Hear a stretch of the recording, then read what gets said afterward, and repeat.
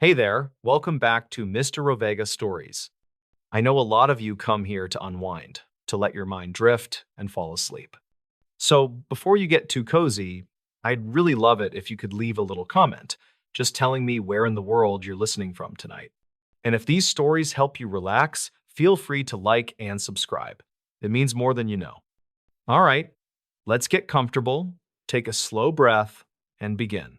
An unexplainable sound captured inside their locked cabin. The recording still exists in a shared folder on a small town deputy's computer, labeled only as Cabin Audio Winter Night. On that audio, a man and a woman whisper about a noise inside their locked cabin. Then something answers from the dark. The couple were Rowan Pike and Eliza Caro, both in their early 30s, living in a rented lakeside cabin for one quiet week. Rowan was 32, an overworked automotive technician from a Midwestern city, and Eliza was 31, a pediatric nurse. They had taken time off together after a rough stretch at the hospital, wanting a place without sirens, neighbors, or bright parking lot lights. The cabin sat at the end of an unplowed road, with forest pressing tight on every side and a narrow frozen lake. It happened in late winter, sometime around 2021, according to later reports, when the lake ice had stopped groaning every night. The cabin belonged to a retired school counselor who rented it out occasionally, insisting every guest sign a very detailed checklist agreement. One item on that checklist stood out even before anything strange happened, and both of them joked about it at first that day. It required guests to keep a small battery recorder running each night in the main room, facing the interior, pointed away from the windows. The owner said the recorder was for liability, in case drunken hunters broke in or a guest tried to blame damage on intruders. Rowan had shrugged, saying it was weird but harmless, and Eliza just flipped the recorder on, watching its tiny red light blink patiently. They spent the first day unpacking, stacking their groceries in the narrow kitchenette, and lighting the wood stove that smelled slightly of pine. The only neighbors were a boarded-up bait shop near the highway and a ranger station across the lake, dark and shuttered for the season. Snow had fallen on and off all day, dulling every sound from the trees until the cabin seemed wrapped in layers of old heavy blankets. By 8 that evening, their phones had dropped service altogether, and the little cabin felt separated from everything they normally worried about. They ate boxed pasta at the wobbly table, listening to a portable speaker playing soft music, then washed dishes slowly in lukewarm well water. Before bed, Rowan walked around the cabin to check the windows, making sure every latch was set and every curtain pulled fully closed.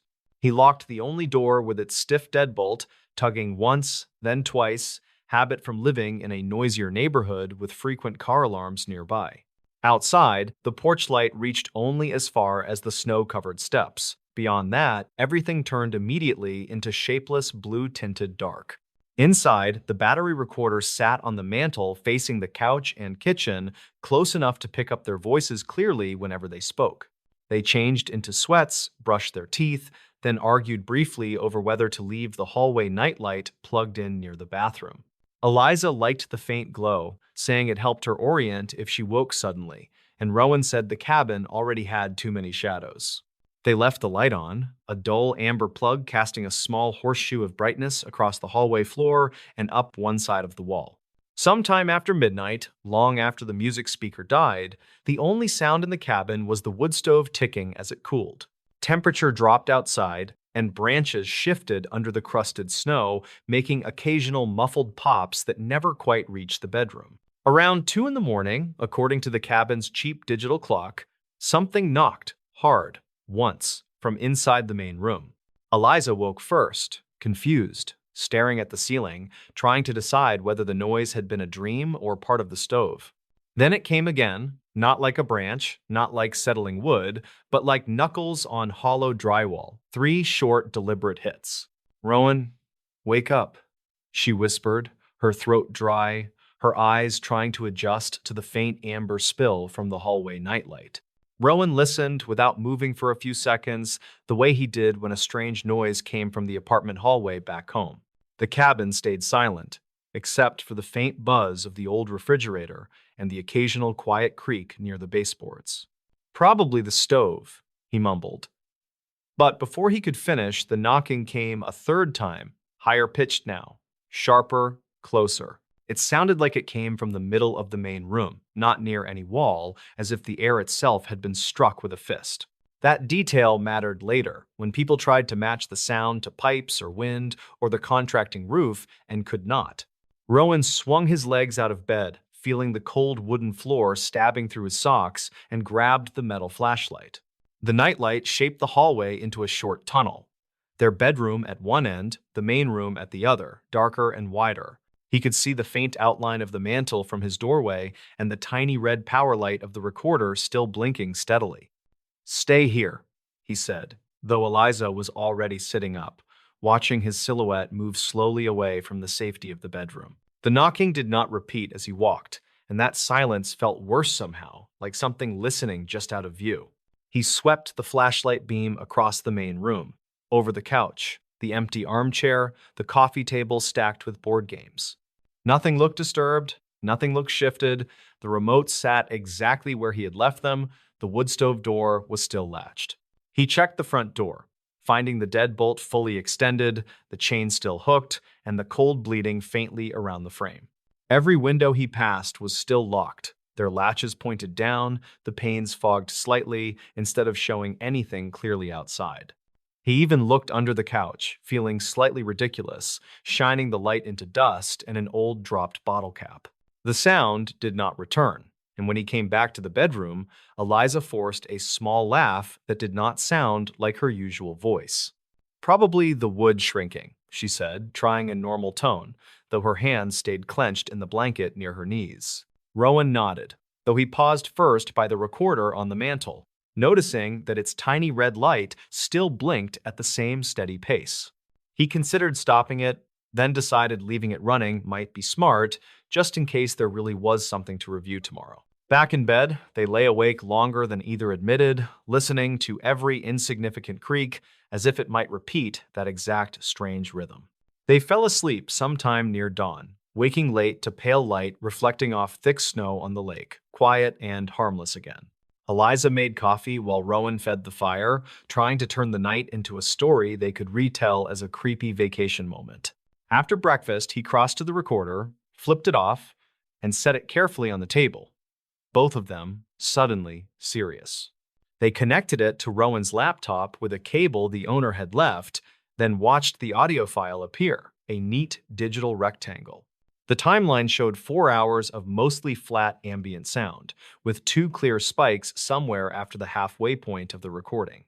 Rowan clicked play, and they listened to themselves choose a movie, complain about the stove, and tease each other about the nightlight. Their voices sounded oddly distant and casual, as if they belonged to other people, visiting someone else's rental cabin for the weekend. Eventually, the background quieted, and they heard the rustling of blankets, the last small cough, then a long stretch of near silence. The first spike arrived with a muffled thump, which made both of them shiver slightly, even though it sounded softer than remembered. On the second playthrough, Eliza leaned closer, frowning, because she noticed a faint intake of breath just before the thump landed. Not theirs, not any sound they recognized from the bedroom, more like someone standing in the main room taking a slow, deliberate breath. "Could be the mic," Rowan said, though even he sounded unconvinced, his eyes fixed on the jagged shape of the spike on the screen. Then they reached the second spike, the one the timeline showed as 3 vertical peaks almost touching the top of the waveform. Rowan turned the volume down slightly, then hit play, and the room seemed to tighten around them as the speakers carried the sound. The 3 knocks were clear, hollow, metallic at the edges, neither from wood nor glass, more like something striking empty air efficiently. Between the first and second knock, the recorder captured a whisper, lower than any normal speaking voice, but unmistakably formed words. "No one inside," it said quietly, as if reported from a distance. Yet there was no radio in the cabin, no television, no other device. Rowan stopped the recording immediately, the cursor freezing on the second peak, while both of them just stared at the laptop screen. They rewound, then played again, this time leaned so close their shoulders touched, like children trying to hear a secret through a wall. The words stayed the same, the timing stayed the same, and the whisper always emerged between the knocks, steady, almost calm. Eliza felt her stomach flip as she realized the whisper did not match either of their voices, not even distorted, not even close. It had a dry rasp, like vocal cords that rarely spoke, and a strange accent, vowels stretched slightly, consonants clipped at the edges. Maybe someone outside, Rowan said, though he remembered how every window had been locked, how the snow around the steps was untouched. If it was outside, she answered, it would sound distant, muffled, not right next to the mic like that voice sounds. They checked the recorder itself, looking for any Bluetooth indicator, any sign it could connect to a hidden speaker or nearby device. There was nothing fancy about it, just a budget model, no wireless features, no memory card slot, only a simple internal drive. Rowan picked it up and shook it lightly beside his ear, hearing only the faint rattle of its cheap casing and loose battery door. He set it down again, more carefully than before, as if dropping it might shake some invisible explanation loose from inside its plastic. By midday, the strange feeling in the cabin grew heavier, like the atmosphere after an unresolved argument, except they were not fighting. Every time one of them walked past the recorder, they felt an urge to pick it up again, to replay the same 15 seconds repeatedly. Instead, they decided to leave the cabin for a while, to clear their heads and maybe find cell signal near the highway. They bundled up, locked the door carefully as they left, and trudged through the crunching snow toward the narrow trail to the road. At the small highway turnout, Rowan finally caught a bar of service and called the number on their rental agreement, reaching the owner. Her name was Tamsin, retired, calm, the kind of person who sounded like she had dealt with drama from teenagers for decades before. Rowan explained the knocking, the voice, the locked door, the snow, speaking quickly, almost apologizing for how it all sounded out loud. On the other end, there was a long, quiet pause, broken only by a slight hiss from the weak signal. Then the owner finally spoke. "I need you both to come into town," she said, her tone changing, more measured now, giving instructions the way teachers give instructions. "There is a small sheriff substation near the grocery store. I will meet you there. Bring the recorder and the laptop with you." She did not say it was a prank, she did not laugh, and that seriousness unnerved Rowan more than any skepticism would have. They drove the old compact car provided with the cabin package, following her directions until a low brick building appeared near the store. Inside, a deputy with graying hair and a slow manner introduced himself as Deputy Cardin, then asked them to describe everything again. He listened without interruption, occasionally glancing at the owner, who had arrived and sat quietly near the doorway, arms folded. When they finished, he motioned for the laptop, then put on a pair of headphones from his desk, bracing his elbows on a stack of reports. He listened to the recording twice, his face tightening slightly at the second set of knocks, his eyes shifting briefly toward the owner. Finally, he slid the headphones off and asked a few practical questions about their evening. Drinks consumed, pills taken, any arguments. They answered honestly, and none of it seemed to explain why a stranger's whisper had appeared between two impossible indoor knocks. Then the owner cleared her throat, looking not at them but at the deputy, as if signaling it was time to say something rehearsed. "Tell them about the other one," she said quietly, and the way she said other made the hair on Eliza's arms rise under her coat. Cardin exhaled slowly, then opened a folder on his desk, pulling out a printed call log summary from several winters earlier. He explained that in late winter of either 2015 or 2016, records disagreed slightly. Another couple had rented the cabin. Their names were redacted on the copy he showed, a standard privacy practice, though the highlighted lines told enough of the story. They had called 911 from the cabin landline around 2 in the morning, reporting a noise inside the locked main room. According to the archived dispatch notes, the caller claimed that knocks were coming from somewhere near the middle of the room. The deputy on duty back then had been Cardin himself, and he had driven out, finding no footprints, no sign of forced entry anywhere. The couple were shaken but unhurt, and he had written the incident off as nerves and unfamiliar forest sounds, though he had disliked that decision. There had been no recorder requirement at the time, no audio stored, just his report and the small note that the case remained unsolved.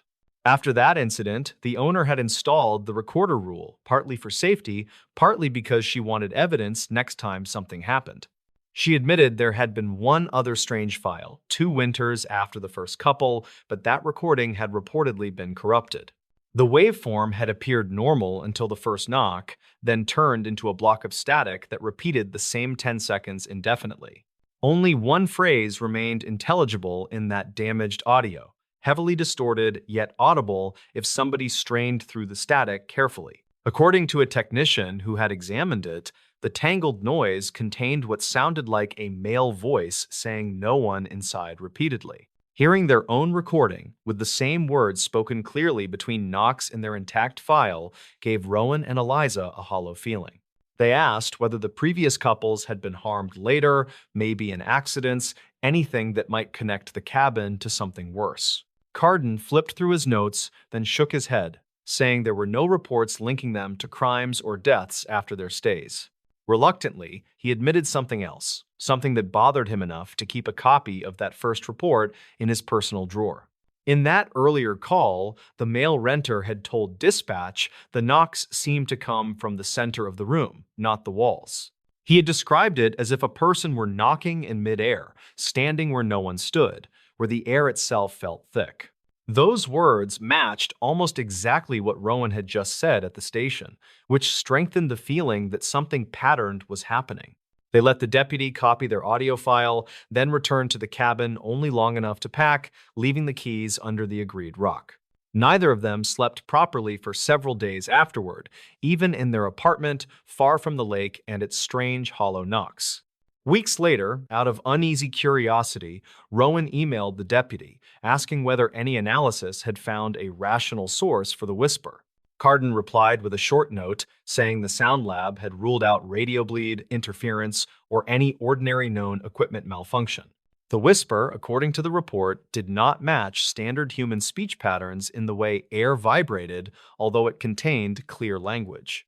The lab had written that the signal behaved as if the source were extremely close to the microphone, with no detectable approach or retreat. In other words, it appeared suddenly, almost inside the device, spoke the words "no one inside," then vanished as though it had never breathed. Rowan read that line several times, remembering how the locked cabin had felt that night, wrapped in snow and silence and something unaccounted. To this day, the owner still rents the place, but the recorder rule remains, and guests sign the same checklist without much concern. Some leave after quiet weeks spent fishing and reading, never hearing more than the occasional snap of a distant frozen branch. Others, according to dispatch logs and sparse online posts, have phoned in about late-night noises without leaving any usable recordings behind. Only that one file from Rowan and Eliza's stay sits on a deputy's desktop, replayed sometimes on winter nights when the station is quiet. Whenever he hears the three sharp knocks, followed by that steady, low whisper stating "no one inside," Carden feels the same chill again. It is not the sound itself that bothers him most, but the calm, almost confirming tone, like a note added in the margin of reality. As far as official records go, nothing has ever been found living or hiding between the walls of that small lakeside rental cabin. Yet the audio remains, a small digital artifact suggesting something else was present inside that locked room, counting who belonged there. Even now, when snow stacks against old doors and night falls very fast in those woods, a few people still think about that voice. They imagine a presence that does not try to enter or leave, only listens and reports, marking who is there and who is not. Most visitors never hear anything, never play back anything strange, and the cabin stays just another winter getaway on a frozen, quiet lake. Still, the audio exists, and for some, that is enough to believe the unexplainable sound inside their locked cabin was exactly what it claimed. He shouldn't have followed the footprints, but he did. Archive notes from a small county office mention a deputy who changed after a winter call near an abandoned campground. His name was Rylan Keever, 38 years old, known for calm work and long quiet shifts. His assignment that evening sounded simple: watch the closed road, check the locked gate, and make sure no one tried to camp in restricted areas. Snow covered the valley in a thin sheet that softened every sound except the wind. Rylan parked the cruiser near the gate and listened to the steady tick of cooling metal. He had expected a slow night with no real trouble, just a routine check to earn extra pay before roads iced deeper along the ridge. Near 9, he stepped out to stretch and used his light to scan the road. The gate stood solid. No tracks touched the chain or the padlock. As he turned back toward the cruiser, he saw something darker pressed into the snow only a few feet away. At first, he thought it was animal movement, but the shapes had clear toes and a defined arch. They were footprints, bare ones, and fresh enough that the snow around them still held a slight shine from recent pressure. Rylan checked behind him and saw no approaching trail, no path from the highway, no scuffs beside the ditch. The first print began in the middle of the road as if someone had appeared there and walked calmly toward the forest. Each step spaced evenly, with no sign of panic or limping through cold that should have shredded unprotected skin. He radioed dispatch and said he would check possible foot traffic near the gate. The dispatcher asked if he needed backup. Rylan answered that he probably did not and just wanted to confirm no one was hurt. Those were the moments when he should have stopped, marked the location, and waited. Instead, he squeezed through the gate and followed the prints into the trees. The forest grew darker with each step, and wind pressed branches against one another in slow groans. Rylan kept his light low and tried to stay calm. The prints never drifted aside or hesitated near roots or fallen logs.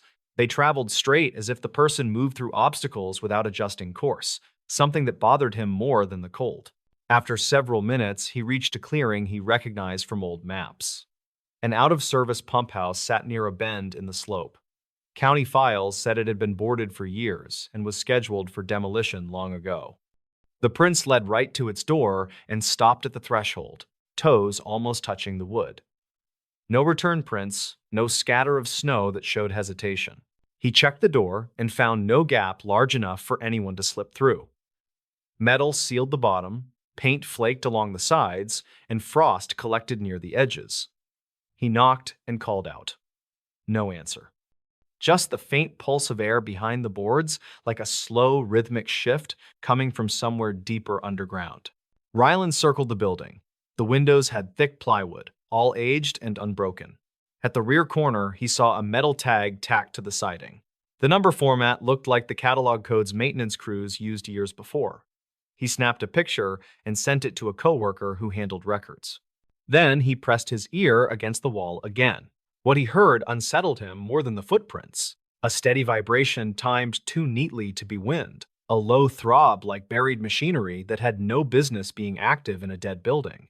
He stepped back, reported a possible trapped person, and waited for a response. Snow built thicker around his boots as silence returned. His phone buzzed. The coworker replied that the pump house in his photo should not exist. Records showed a demolition order completed 5 years earlier with photo proof of an empty concrete pad. Rylan requested the file. The archived picture arrived moments later. It showed the same slope and tree line, but no building, only a cracked foundation. He compared the image with what stood before him. Every tree matched, every ridge matched, only the structure differed. He recorded video for evidence and checked the footprints again. They held their shape too sharply for the falling snow, as if the flakes avoided the depressions. Headlights appeared through the storm as his supervisor arrived. Sergeant Lyle Hargan listened to the summary without comment. He suggested records often lost track of old buildings, and kids sometimes ran barefoot as a dare. Rylan wanted to argue, but knew Lyle would not entertain theories that sounded strange. They forced the door open. Inside, they found rusted pipes, a cracked basin filled with dark water, and thick dust-coating old fixtures. No sign of occupation. But the vibration grew stronger near the basin with a steady pulse that felt wrong under their boots. Lyle dismissed it as leftover pressure somewhere down the line. He logged the structure for evaluation and called the scene cleared. Rylan went home uneasy. Later that night, he replayed the brief interference his radio had captured before Lyle arrived. A thin voice, young and strained, repeated a phrase that stuck with him long after he removed his earbuds. They were not done counting. Dispatch insisted no one transmitted at that moment. Sleep came in short bursts over the next days. Rylan dreamed of rows of bare footprints leading toward the pump house, each set perfectly spaced, each one vanishing at the door. He researched the old missing person cases again, remembering a teenager from 2011 who had vanished barefoot near the same road. The boy had been obsessed with numbers and patterns, often complaining when counts seemed wrong. The last witness statement before his disappearance mentioned he had been worried about the pump station records. He claimed something on the map did not match what he saw near the campground, but no one listened at the time. Ryland returned to the site twice on his own. The building stayed where it stood that night, solid and weathered. Snow around it showed only animal prints and a few maintenance truck tracks. Yet each time he approached the foundation, he felt the same low pulse under the ground. When the county demolition crew finally came with full equipment and verification, fog covered the valley. They reached the clearing and found only the original concrete slab shown in the old photo. No pump house, no boards, no basin, no carved initials, nothing but cracked cement and brittle weeds. Ryland stood at the edge of the pad, confused and shaken. His videos still showed the structure. The radio log still held the voice. The prints he followed still appeared in his gallery. Yet the clearing now matched the demolition picture exactly. He visited one final time near dusk a week later. A thin dusting of snow lay across the slab. In the center stood a single line of bare footprints, each impression neat and coldly defined. They walked from the middle of the pad toward the woods. No prints led inward. He wiped the tracks away with his boot before anyone else could see them. That night, the counting returned in his dreams, quiet but close, and he resigned soon after. The county files marked the case as environmental error and miscommunication. But Ryland still avoids that valley and the road where the prints began in fresh, untouched snow. He knows he should have turned back when he first saw them. He should not have followed the footprints, but he did, and something followed him longer than the trail in the trees. In this new story, true blizzard horror stories people still whisper about. The relentless winter of 1993 transformed the peaceful landscapes of northern Maine into an unforgiving white wasteland. Local records show that the state police received several frantic calls during the peak of the storm regarding unusual sightings. Dispatch logs from that evening indicate a massive accumulation of snow that trapped residents inside their homes for several days. These events reportedly left a lasting impression on the community members who experienced the extreme isolation of that winter. Some locals claimed that the silence of the blizzard was occasionally broken by sounds they could not identify. Investigators never confirmed these accounts because the physical evidence was buried under 12 feet of packed ice and snow. 24-year-old Marcus Reed worked as a seasonal technician for a telecommunications company based in rural Aroostook County. He was tasked with monitoring the remote signal towers located deep within the heavily forested regions of the northern Maine woods. Marcus arrived at the isolated maintenance cabin with the goal of ensuring that emergency communications remained functional during the storm. State records indicate that he was well-trained for extreme weather conditions and possessed adequate supplies for a week. He reportedly checked in with his supervisor via radio at 6 o'clock on the evening of January 12th. Archives from that period show that a massive low-pressure system moved into the area shortly after his call. Marcus noted in his log that the visibility outside his window had dropped to less than 3 feet. The wind speed reportedly reached 70 miles per hour, which caused the small wooden cabin to vibrate violently against its foundation. Marcus spent the first night of the blizzard documenting the rapid drop in temperature within his official maintenance logbook. County files from 1993 suggest that the heating system in the cabin began to fail after midnight. He reportedly attempted to repair the generator, but found the external access door was frozen shut by thick ice. Some records conflict regarding whether Marcus actually left the safety of the interior space during the height of the storm. Archived notes from the search team describe finding deep indentations in the snow that resembled a large human form. These markings were found near the perimeter of the cabin, but led toward the dense tree line. A secondary character named Elias Thorne lived in a small neighboring settlement roughly 5 miles from the remote signal tower. Elias was a 60-year-old retired forest ranger who spent his winters maintaining a small homestead near the woods. His primary purpose for remaining in the area during the record-breaking blizzard was to protect his livestock and property. Local dispatch logs show that Elias attempted to contact the state police to report a strange light in the forest. He reportedly claimed that the light appeared to move in a synchronized pattern despite the overwhelming force of the wind. State records show that no aircraft or vehicles were authorized to operate in that region during the severe storm. Investigators never confirmed the source of the light, although some locals claimed it was a thermal reflection. The storm continued for 4 consecutive days, which effectively cut off all road access to the northern parts of the county. Marcus reportedly began recording his observations on a small handheld tape device as the temperature inside the cabin plummeted further. These archive notes suggest that Marcus heard a consistent scratching sound originating from the roof of the small structure. He described the noise as rhythmic and deliberate rather than the random battering of wind-blown debris or branches. County files from 2009 reveal that the cabin roof showed signs of significant structural stress upon inspection. Investigators noted that the damage was inconsistent with the weight of snow alone, but provided no further explanation. Marcus stopped recording his voice entries on the 3rd night of the blizzard, according to the recovered device. When the state police finally reached the cabin, they found the front door standing wide open to the freezing elements. The interior was completely covered in a layer of fine snow that had drifted into every corner of the room. Marcus was nowhere to be found, despite the fact that his heavy winter gear remained hanging on the wall hooks. State records indicate that his boots were still sitting by the cold stove, along with his radio and flashlight. Reported evidence suggests that someone had attempted to block the windows from the inside using heavy furniture and plywood. Investigators never confirmed why Marcus would leave the warmth of the cabin without his essential cold weather survival equipment. Some locals claimed that the blizzard had caused a temporary lapse in his judgment due to extreme cold. Elias Thorne reportedly told investigators that he saw Marcus walking toward the edge of the clearing on the 4th morning.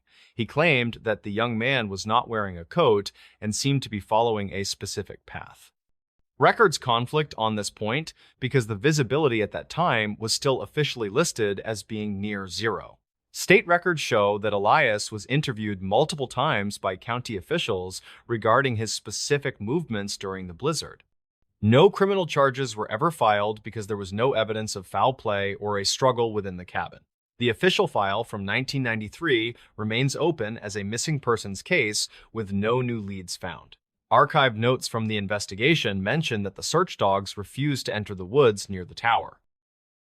A third individual, named Sarah Miller, worked as a dispatcher for the county sheriff and processed the original emergency calls. She was 32 years old and had lived in the region for her entire life without seeing such events. Sarah documented several reports from other residents who claimed to hear voices calling through the wind during the peak storm. These reports were dismissed as auditory hallucinations caused by the high-frequency whistling of the wind through the pines. Sarah kept personal notes which mentioned a series of silent calls that originated from the maintenance cabin's dedicated line. State records show that the phone lines in that area were officially down throughout the duration of the blizzard. Investigators never confirmed how a signal could have reached the dispatch center during that specific time frame. The community of northern Maine still whispers about the strange disappearances that occurred during the historic winter of 1993. Every few years, a hiker or hunter finds a piece of clothing or equipment in the dense forest near the cabin. County files from 2009 mention the discovery of a rusted maintenance tool found miles from the signal tower. Reported sightings of a lone figure walking through the snow continue to surface whenever a major winter storm approaches. Investigators never confirmed these modern accounts and attribute them to the lingering local legends of the great 1993 blizzard. Some residents believe that the forest holds secrets that were meant to be buried forever beneath the deep ice. The truth remains hidden within the archived notes and conflicting testimonies of those who survived the frozen white darkness. A child vanished in seconds. The footprints told a different story. The search teams later said the footprints were the strangest part of the entire case. They led clearly across loose soil near the tree line, then changed shape in a way no one wanted to explain. The child disappeared so fast that investigators first suspected a simple wandering accident, but the tracks forced them to reconsider everything. 7-year-old Aiden Ralden traveled with his mother, Mira, to a quiet campground near a forested ridge outside a small mountain town. She worked long shifts at a distribution center and promised him a weekend of fresh air before school piled on more stress.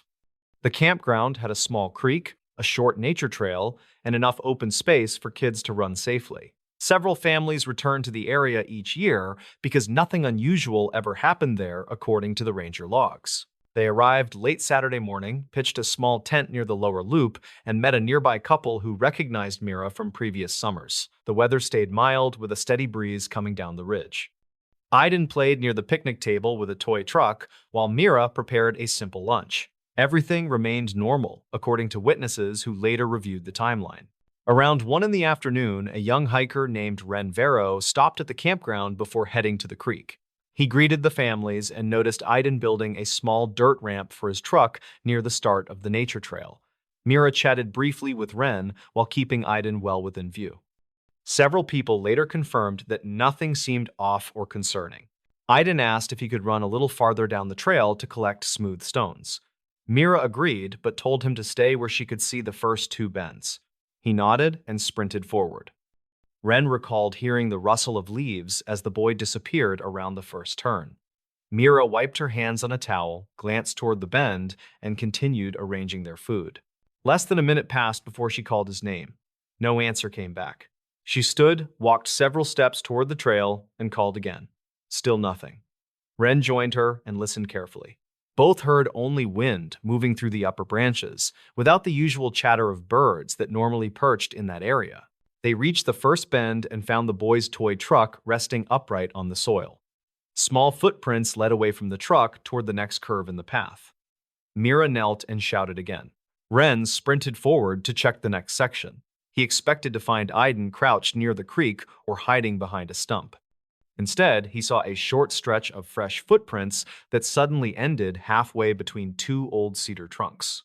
Searchers later examined those prints carefully. Each one, before the cedar trunks, matched Aiden's shoes perfectly. The spacing and depth indicated a normal running stride. What confused everyone was the last part. The final 2 impressions grew slightly deeper than the previous ones, as if he pushed off hard. After those 2 prints, the soil remained undisturbed, smooth and unbroken. Mira called rangers immediately using a nearby family's phone. The first team arrived within minutes because a patrol truck had been covering the main road closer than usual. The rangers examined the prints, the surrounding ground, the trunks, and the low brush nearby. No broken branches indicated a fall. No drag marks suggested an animal. The soil stayed soft enough to record the smallest movements, yet nothing else appeared. The search expanded quickly. Volunteers spread across the lower loop while dogs ran the perimeter. The dogs followed Aiden's scent to the cedar trunks, then stopped completely.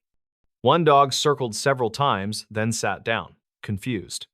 The handler said the dog acted as if the scent rose upward or simply vanished into open air. That detail forced the team to slow their assumptions and treat the area like a potential anomaly. Ranger Helene Varick, who led many missing child operations, studied the ground again. She noticed something subtle. Near the place where the footprint stopped, tiny pebbles looked slightly displaced in a fan-shaped pattern, not enough to indicate a slide, but enough to suggest a sharp upward push. She compared that pattern to documented jump landings from other cases, but found no matching example. The pebbles looked scattered outward rather than downward. Half an hour after the search began, Helene ordered a sweep of the creek bank. Though unlikely, kids sometimes slipped silently into water. Teams found no footprints, wet soil, or disturbed moss. They checked the base of the larger trees for climb marks. Nothing indicated that Aiden tried scaling anything. The only marks remained the clean sequence of shoe prints that ended too abruptly for a natural explanation. A backpacker named MrBallen approached the rangers with a concerning detail. He said that while hiking an upper ridge earlier that morning, he heard a strange, high-pitched sequence above the tree line. He described it as 3 rapid tones rising slightly each time.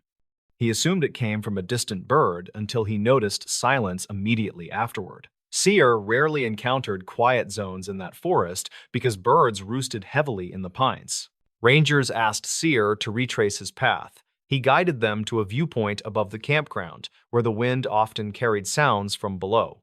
They found nothing useful except an odd resonance near a rock cluster. When Helene tapped one stone lightly with her boot, it produced a faint metallic ring instead of a typical hollow thud. She struck it again and heard only normal stone impact. The ranger noted the anomaly but could not link it directly to Aiden's disappearance. As afternoon shifted to evening, the search area widened. Rangers radioed updates and organized people into grids. The families at the campground helped where they could. Mira remained near the cedar trunks, whispering her son's name, refusing to leave the prince behind. She studied the soil repeatedly, trying to make sense of the clean ending. Ren stayed with her and offered quiet support, though he found no words that matched the moment. During the second day, investigators flagged a secondary trail about 50 yards uphill where faint impressions appeared between patches of moss. At first, they hoped these impressions belonged to Aiden, but the spacing and shape did not match his known shoe size. These prints looked longer and narrower, with a slight inward tilt at the toe. A biologist later said the impressions did not align with deer, bear, or any known wildlife in the region. Another team discovered an odd patch of bark shavings near a leaning pine tree. The shavings formed a semicircle at the base, as if something pressed against the trunk and scraped downward lightly. Above that semicircle, the bark showed faint vertical streaks, not consistent with claws or boots. Helene measured the streaks and concluded they were too parallel and evenly spaced to be natural. She documented the finding, but could not tie it to the disappearance directly. Late on the second day, a piece of new information arrived from a retired ranger named Tavin Krusk, who recognized the ridge's description.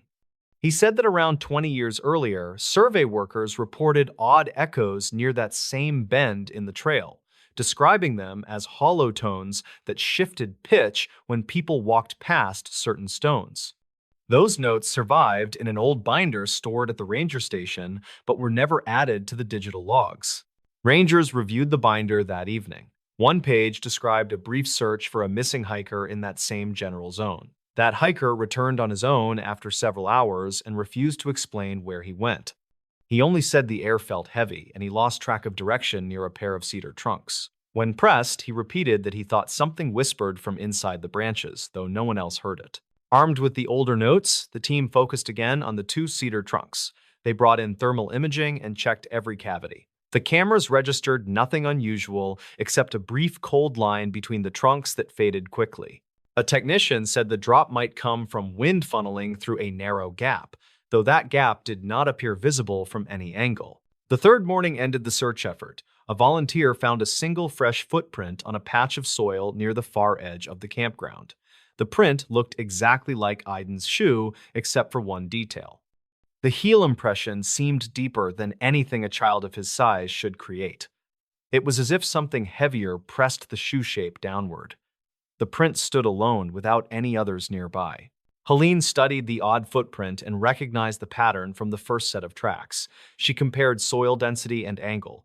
The new print pressed deeper and cleaner, suggesting downward pressure without forward movement. She documented it carefully, then ordered the grid search to stop. She never gave an official explanation, but told the staff they could not risk pushing the volunteers farther into areas with unstable signals and unexplained footprints. The case closed with undetermined cause and insufficient evidence. Mira stayed near the campground for several days. She visited the cedar trunks each morning and sat silently beside the place where the soil remained smooth. The campground reopened weeks later, though. Visitors occasionally mentioned that the air near the first bend felt unnaturally still. Some claimed they heard faint upward tones during late afternoons, though none recorded them. Rangers do not place signage near that part of the trail anymore. They simply advise families to stay within view of the main clearing. Those who worked the search still remember Mira's quiet calls, the clean ending of the footprints, and the odd pebble pattern that suggested a force moving upward rather than forward. The forest remains calm today, sunlit and peaceful, with families hiking along the same path. Yet the ending point of the footprints stays burned into the memories of everyone who saw them. A child vanished in seconds, but the ground beneath him told a story no one felt ready to understand. Nobody believed the ranger until they heard his final radio call. The title came from a set of recordings that park staff kept locked away for years, and they said the last call changed how the entire region treated missing hiker reports. The story centered on a ranger named Tobin Rusk, who worked long seasons in a national forest that stretched across rugged peaks and deep valleys. He was 37 and steady in his job, and he spent most days hiking remote trails to check campsites and weather conditions. That morning, he planned a simple route toward an overlook known for strong winds, and he packed light gear before heading out. He left the station with a radio clipped to his vest and told the dispatcher he would return by late afternoon.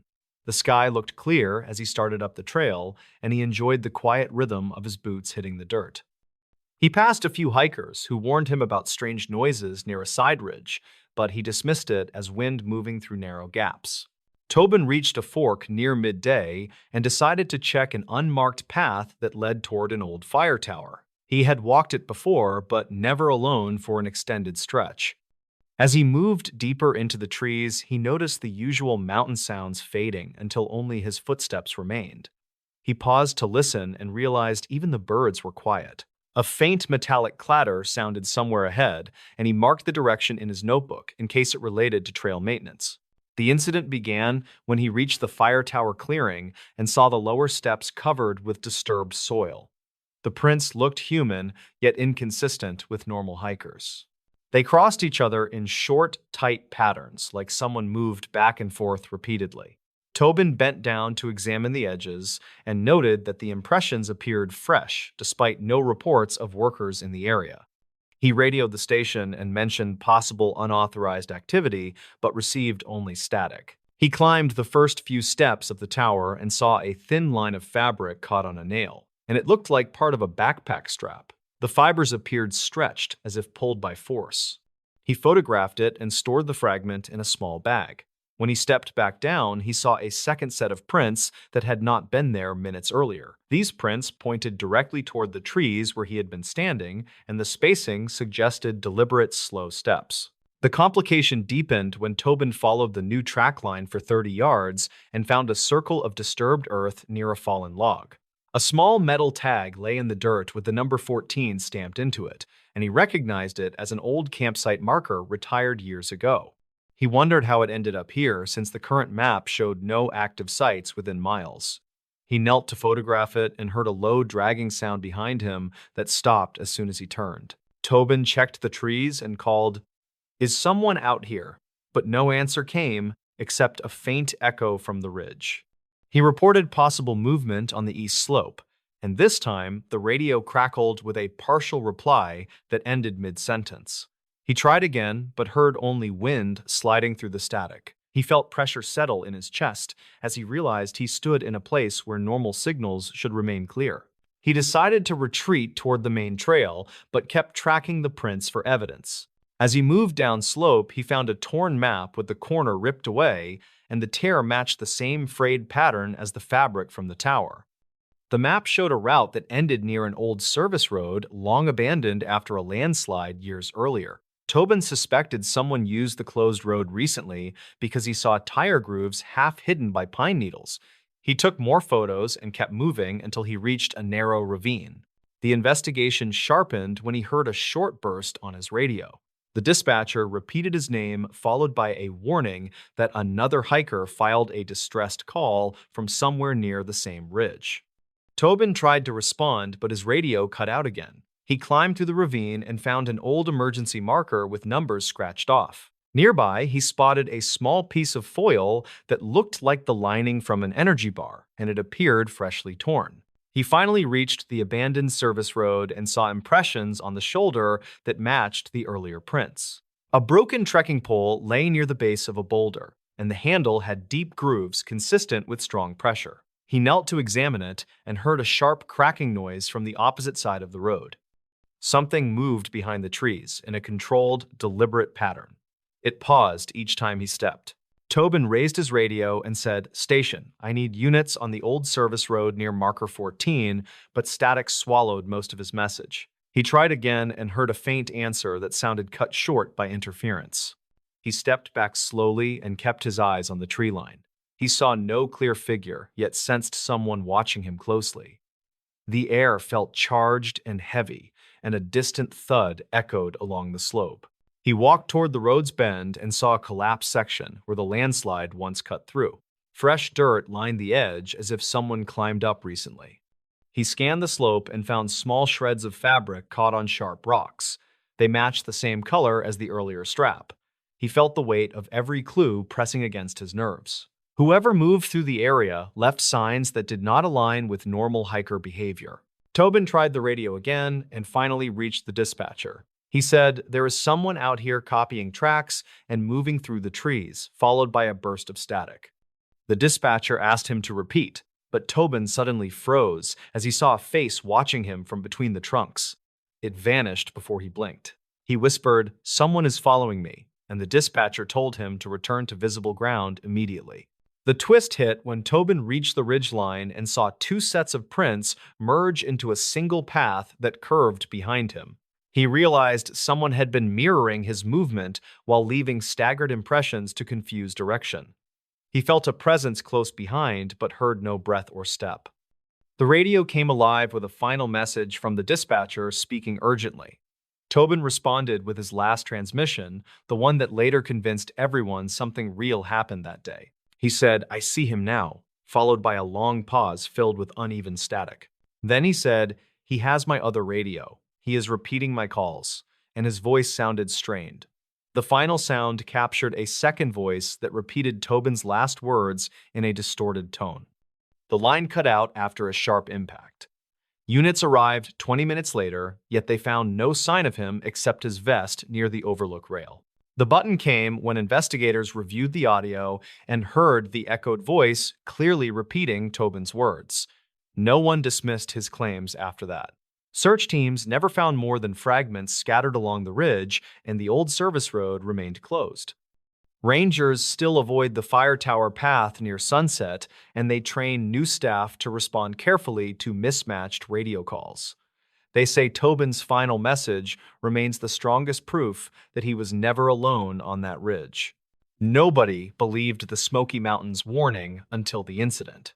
Old hikers use this title when talking about a stretch of trail in the Smokies that locals avoided after dark, and they claimed the warning came from a ridge where maps never fully matched the terrain.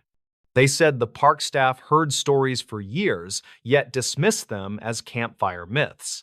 Everything changed after one incident that forced officials to review notes they once ignored. The center of the story was a seasonal guide named Brannock Hale who worked part-time while studying forestry. Brannock was 30 and calm under pressure, and he liked the quiet rhythm of early morning trail checks. That day, he planned a simple loop through a popular overlook near the Western Range. He left the visitor center with a thermos and a small radio clipped to his pack. His goal was to confirm storm damage reports before weekend traffic increased, and he expected to be back before noon. The air felt cool and steady as he stepped onto the trail. He spoke with two campers heading downhill, who mentioned hearing a strange whistle pattern during the night. They said it sounded human, but repeated in fixed intervals, which made them uneasy. Brannock smiled and blamed wind shifts or distant wildlife. Locals had warned new guides about odd voices near that ridge for years, yet no ranger ever logged anything concrete. He continued along the trail and felt the sun warm the forest floor. The incident began when he reached a junction where the well-marked path narrowed beside thick brush. A new sign marked a detour from recent storms, yet the paper looked older than expected. The corners had weatherware inconsistent with the last rainfall. He crouched to check the ground and found footprints that repeated in a tight looping pattern. They overlapped too neatly to be natural. He radioed the station, but only received a partial reply that cut mid-sentence. As he moved deeper into the detour, he noticed a faint smell of burnt wood mixed with damp moss. He followed it and found a small clearing with a fire ring that looked recently kicked apart. Beside it lay a single boot print facing the tree line. The depth suggested someone moving quickly. He took a photo and scribbled the direction in his notebook. The surrounding branches looked bent in one direction, as if someone pushed through them moments earlier. The complication became obvious when he heard a short whistle echo from somewhere ahead. It matched the pattern described by the campers. 3 short notes followed by a long one. Brannick stepped forward and saw a scrap of blue fabric snagged on a branch. It looked like part of a lightweight hiking jacket. He reached for his radio and said, "I have signs of an active hiker off trail," and waited for a response. Only wind crossed the channel. Brannick followed the fabric trail toward a narrow slope. The ground slanted into a shallow ravine where the soil looked freshly overturned. A broken trekking pole lay half buried near a rock. The fracture marks appeared clean, as though bent under heavy pressure. He picked it up and saw faint letters scratched on the handle that read "Turn back." The words looked rushed and uneven. His pulse quickened as he scanned the area for movement. A faint cracking sound echoed behind him. He turned quickly and saw no one. The forest remained still. He walked along the ravine and found a line of stones arranged in a curved pattern. They looked intentionally placed. At the center of the curve, he spotted a trail marker with the number 6 carved deeply into the wood. The current map did not list any marker with that number on this side of the ridge. He photographed it and moved toward higher ground. The investigation deepened when he climbed onto a ridge shelf and saw a second fabric scrap caught on a thorn. He noticed long drag marks in the dirt that led toward a cluster of trees. The marks looked like someone pulled a heavy pack or tried to crawl with limited strength. He called out, and his voice bounced oddly between the trunks. The echo arrived a fraction late, as if the sound traveled through a narrow chamber before returning. Brannick reached a tree with thick roots curling above ground. Beneath one root, he found a small metal whistle with dents across its surface. It matched the style sold at the visitor center. He blew on it lightly to test airflow. No sound emerged. He pocketed it and scanned the slope for any sign of the missing hiker. He approached a rock ledge and paused when he heard a faint voice calling from below. The voice sounded muffled and strained. It repeated a short phrase that he could not fully understand. He knelt near the edge and called, "Hello, can you move toward my voice?" But the reply sounded distant. He grabbed his rope from his pack and anchored it to a nearby tree. As he prepared to descend, he heard rustling behind him again. This time, it sounded like slow, deliberate steps. Brannick turned and saw fresh prints appearing in the soft dirt leading directly toward him. They formed in steady intervals as if made by someone walking, yet no figure stood nearby. He felt the air tighten and backed up slowly. He radioed the station with more urgency and said, "Something is wrong on the ridge. I need support now." But the signal faded under a wave of static. He clipped the rope to his harness and prepared to descend anyway. He lowered himself a few feet before stopping. The voice below repeated the same strained pattern. It sounded oddly rhythmic now. He called, "Can you yell your name?" And the reply matched his exact tone but repeated the word "name" in a distorted echo. Brannick froze as he realized the voice did not belong to a trapped hiker. It copied him perfectly, except for an uneven quality buried under the sound. He climbed back up and scanned the ridge. The forest felt unnaturally still. The prints behind him shifted direction. They now pointed toward the ravine rather than the ledge. He followed them with careful steps and felt an uneasy pressure on his chest. He reached the curved stone pattern again and noticed something new. His own boot prints from earlier had been moved into a mirrored line beside the original tracks. The twist settled over him when he replayed the last radio message on his device. He heard the same static crackle interrupted by a second faint voice buried inside the channel. It repeated a few of his words as though trying to match his speech. The pitch fluctuated in a way that did not sound mechanical. It sounded closer to a person standing near the microphone. His skin tightened. The ridge felt too quiet. Brannick stepped backward and nearly tripped over a pack covered in pine needles. It belonged to a missing hiker reported earlier that month. Inside, he found a water bottle, a torn map, and a whistle identical to the one he pocketed. A note jammed into the side pocket read it copies who it sees, and the handwriting slanted downward. The message looked rushed and uneven. Brannick tried to radio again, but the device only emitted a rising static tone. He ran toward the main trail as branches cracked far behind him with steady intervals. Each crack matched his footsteps with a slight delay. He reached the junction and stopped when he saw a figure standing near the overlook rail. The figure did not move. Brannick raised his radio and called out. The figure shifted and took one slow step forward. He saw no face details. The figure matched his stance exactly. He backed away and slid down the slope toward the main road where a patrol vehicle waited. Two rangers rushed toward him as he waved them down. They helped him into the truck and drove quickly to the station. When they reviewed his radio recordings, they heard not only his words, but a second layered voice repeating fragmented versions. The final seconds captured a phrase neither ranger could explain. It whispered his name with a broken, uneven tone. The button came when officials closed the detour permanently and removed all temporary signs. Rangers placed new warnings at the trailhead, though they never described the full details publicly. They said the Smoky Mountains held pockets of strange echoes from the terrain, yet Brannick insisted it was something else. People still hike that ridge, but staff tell newcomers to ignore whistles that repeat in fixed intervals. They say the mountain returns sounds that never belonged to the wind. Real footage from the motel hallway minutes before he disappeared. The motel kept the hallway camera mostly for drunks and noise complaints, not for the kind of mystery that followed later. When investigators finally pulled the footage, they said the last few minutes looked ordinary at first, then increasingly wrong.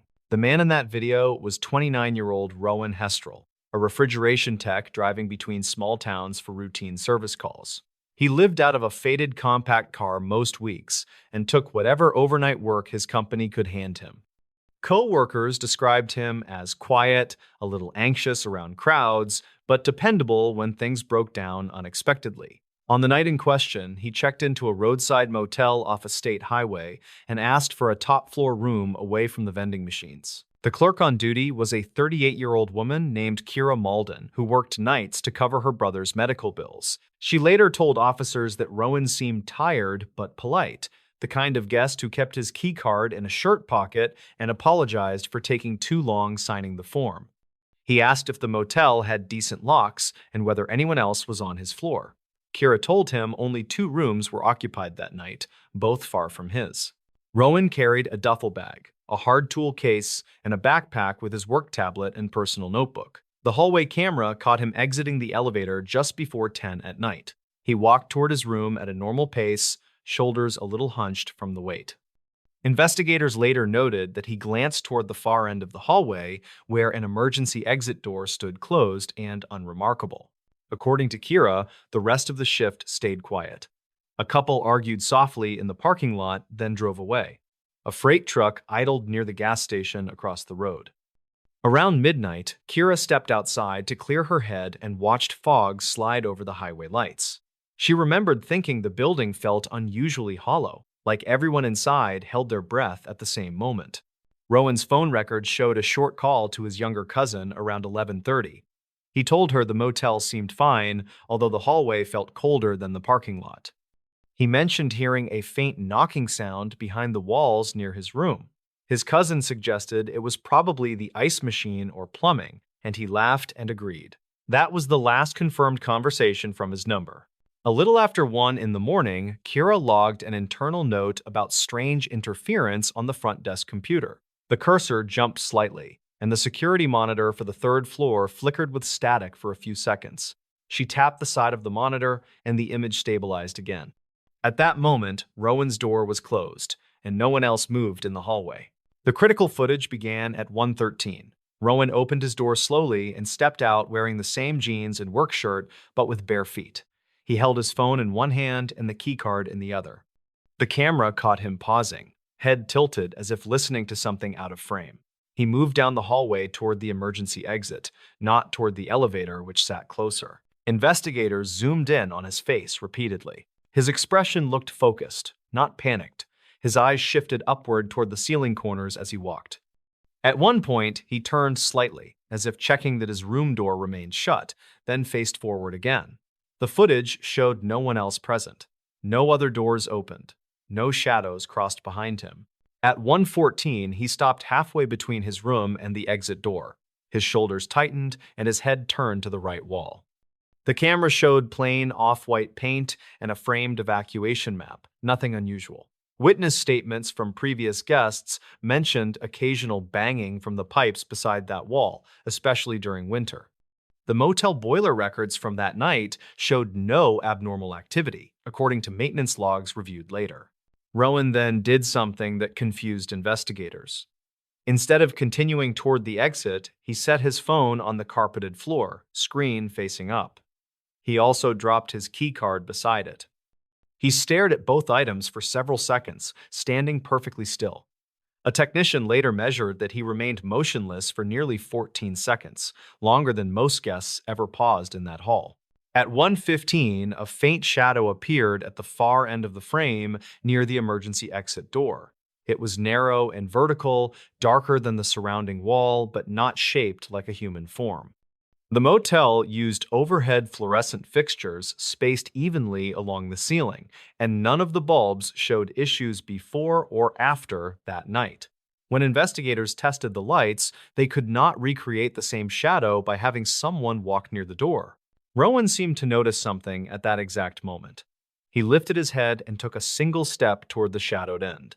His posture looked reluctant, as if his body leaned back while his legs moved forward. Then the feed glitched with a brief smear of pixels, not long enough to count as a full cut. When the picture cleared, he had moved several feet closer to the emergency exit. Audio from the camera did not exist, so no one heard what he might have responded to. Still, the timing matched a separate piece of evidence. A guest on the second floor, a nurse named Draina Pole, told deputies she woke around that time to a low humming sound above her room. She described it as a distant air conditioner running inside a metal box, steady and monotone, unlike the usual short bursts of the hallway unit. The hallway footage continued, with Rowan now almost at the emergency exit. The strange vertical shadow remained near the corner, not touching the floor or ceiling. It floated at about shoulder height, slightly wavering but not leaving the general spot. He lifted his right hand toward it, though there was clearly nothing physical to touch. As his fingers reached the edge of that darker patch, the video showed a brief distortion across his arm, like heat shimmer recorded at low resolution. At 1:16, he turned his head sharply back toward his room, then toward the elevator, seeming ready to retreat. For a moment, his body language matched someone about to abandon a bad idea and head back to safety. Then his shoulders slumped slightly, and he stepped the remaining distance to the emergency exit door. The shadow vanished from the frame at that exact second. He gripped the push bar on the door but did not push through. Instead, he leaned his forehead against the metal for several beats. A later inspection found no outside security camera covering that specific exit. A loading dock light illuminated the parking lot beyond, but any image of what waited outside remained unknown. The weather report listed temperatures just above freezing with light fog hanging over the highway. The last clear image of Rowan showed him pulling the emergency exit open about 6 inches. No alarms activated because the motel had long since disconnected that door from the central panel. A narrow strip of outside air appeared in the frame, carrying a pale vapor that rolled along the hallway carpet. It did not spread like normal fog. It curled inward, then dissolved before reaching the nearest light. At 1:17, the camera captured a flicker. For 2 frames, the entire hallway darkened, then returned to normal. When the view stabilized, the emergency exit stood fully closed and Rowan was gone. His phone and keycard still lay untouched on the carpet. No one walked back toward his room. No other door opened or closed.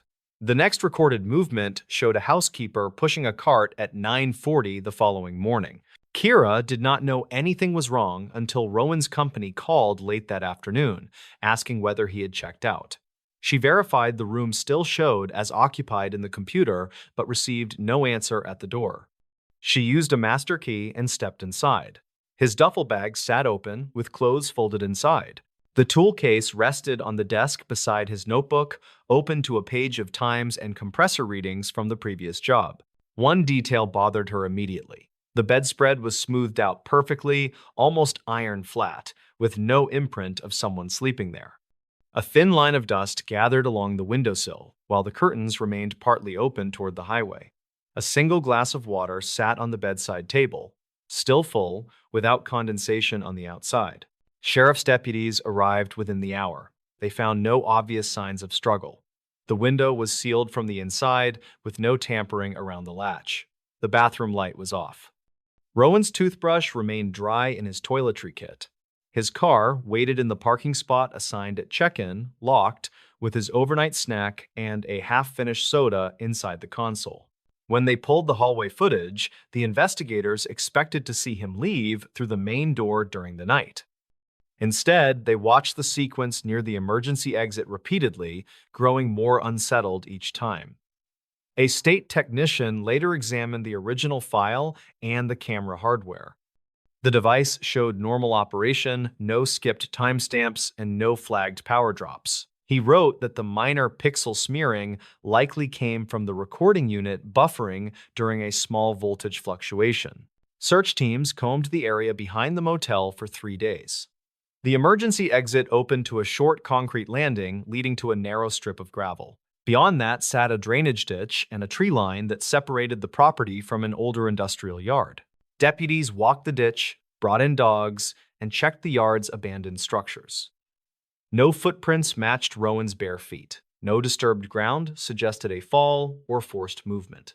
An archived call from the first night of the search added a detail many people still argue about. A driver who regularly used that stretch of highway phoned the non-emergency line just before dawn, claiming he saw someone standing on the outer edge of the motel roof. He described a figure facing away from the road, arms at the sides, barely visible in the fog-diffused light. By the time deputies reached the area, the roof was empty, and fresh frost showed no clear tracks. Investigators checked Rowan's background thoroughly.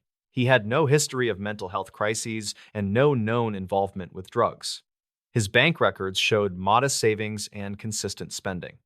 The only unusual activity in the weeks before his disappearance was a series of late-night searches on his tablet about recurring humming sounds and electrical interference.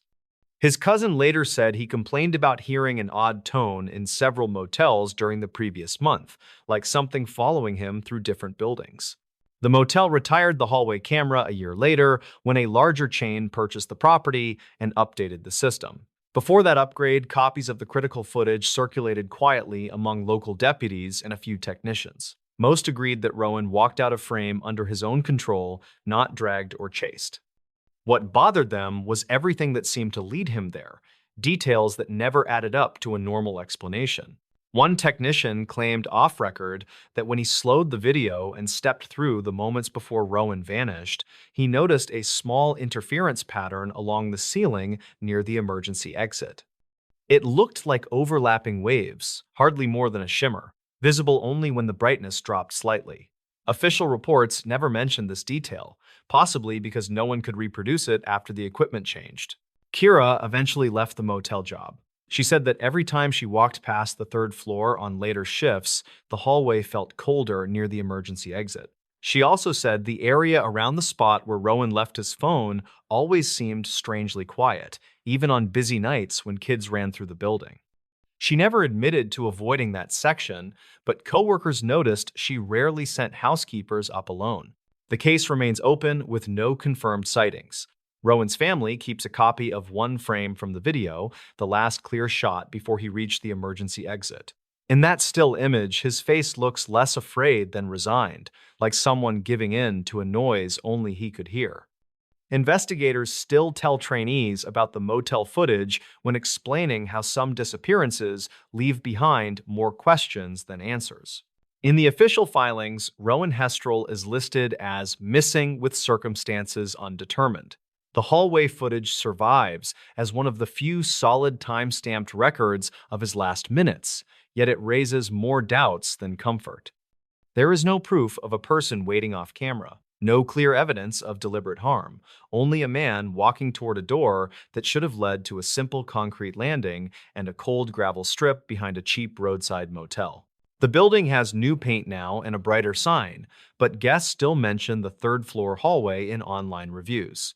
Some claim the lights there flicker more often, others say the air feels heavier near the far end. Those comments never mention Rowan directly, and most travelers scroll past without reading closely. For the people who watch the footage, though, that hallway will always feel occupied by a question that entered quietly one night and never walked back past the camera. The Glacier National Park Trail nobody will hike anymore. Rangers still warn newcomers about this case because the evidence recovered along that trail convinced many of them that something in those woods reacted to people in ways no animal should. The trail has been closed for years, yet the story continues to circulate quietly among staff who were there when it happened. Marek Kellen, a 34-year-old backcountry maintenance tech, entered Glacier National Park early one morning to inspect a rarely used service trail near the eastern tree line. His job that day was simple: check drainage channels, replace a pair of damaged signs, and test a small sensor the research team had installed along the ridge. He radioed his supervisor just after sunrise and said the weather looked perfect for a quick loop. His last recorded message came 90 minutes later. He said the trail felt wrong in a way he could not explain. He mentioned hearing something walk behind him with a staggered rhythm that always arrived a few seconds after he stopped moving. The supervisor asked if he needed assistance. Merrick responded that it was probably echo, then promised to check the ridge and call again when he headed back. He never made that call. Rangers found his truck parked neatly at the service gate that afternoon. Inside lay his pack with every piece of gear present except his small field recorder. A set of steady boot prints led from the truck toward the old path, then turned strangely narrow after the first quarter mile, as if Marek had started walking with shorter, more cautious steps. A ranger named Karen Haldy followed the trail until she reached a steep bend where the soil grew softer. There she found two overlapping sets of tracks. One set matched Marek's boots. The second set appeared longer, deeper, and shaped in a way that did not match human or animal patterns cataloged for the area.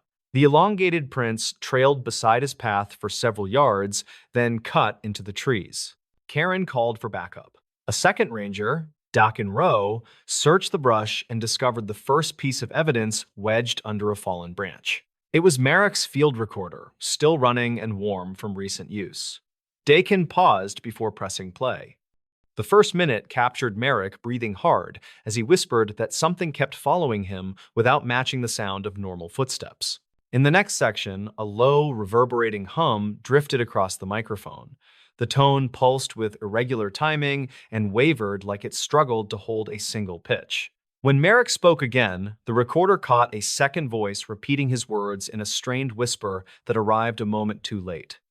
Rangers listening to the playback said the mimicry felt wrong, almost like a delayed shadow of speech rather than an echo. The trail beyond that point narrowed between tall stones shaped by old glacial movement. Karen noticed deep grooves carved into the rock walls that looked deliberate. The grooves stood at shoulder height for someone far taller than Marek. A faint metallic scent lingered along the stone, carried by a cold draft that should not have existed on a windless afternoon. They followed the tracks to a small clearing where the research sensor stood half-buried in torn soil. The device, which normally recorded temperature and short ambient clips, had captured one alarming file. At the moment Marek disappeared, the sensor picked up a rapid vibration that grew until the microphone overloaded. The vibration held a rising tone before breaking into a harsh clicking pattern that technicians later said did not match wind, wildlife, or human activity. Beyond the sensor, the elongated prints appeared again. This time, they circled a shallow depression pressed into the ground. In the center lay Marek's radio, its casing cracked but still powered.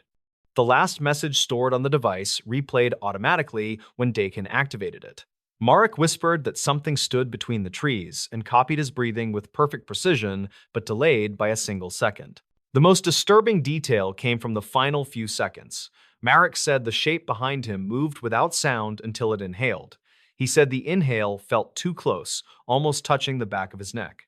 Then, the recording ended with a sharp shift in air pressure that made the radio speaker distort. Rangers found one final piece of evidence near a narrow break in the rocks. A strip of Marek's shirt had been caught on a jagged edge. The ground leading toward the break showed scuff marks shaped like knees dragging or someone pulled forward while resisting. No prints continued beyond the opening, and no disturbed soil appeared on the other side. Specialists examined the site for days. They confirmed that the elongated tracks did not match bear, moose, wolf, or any known species.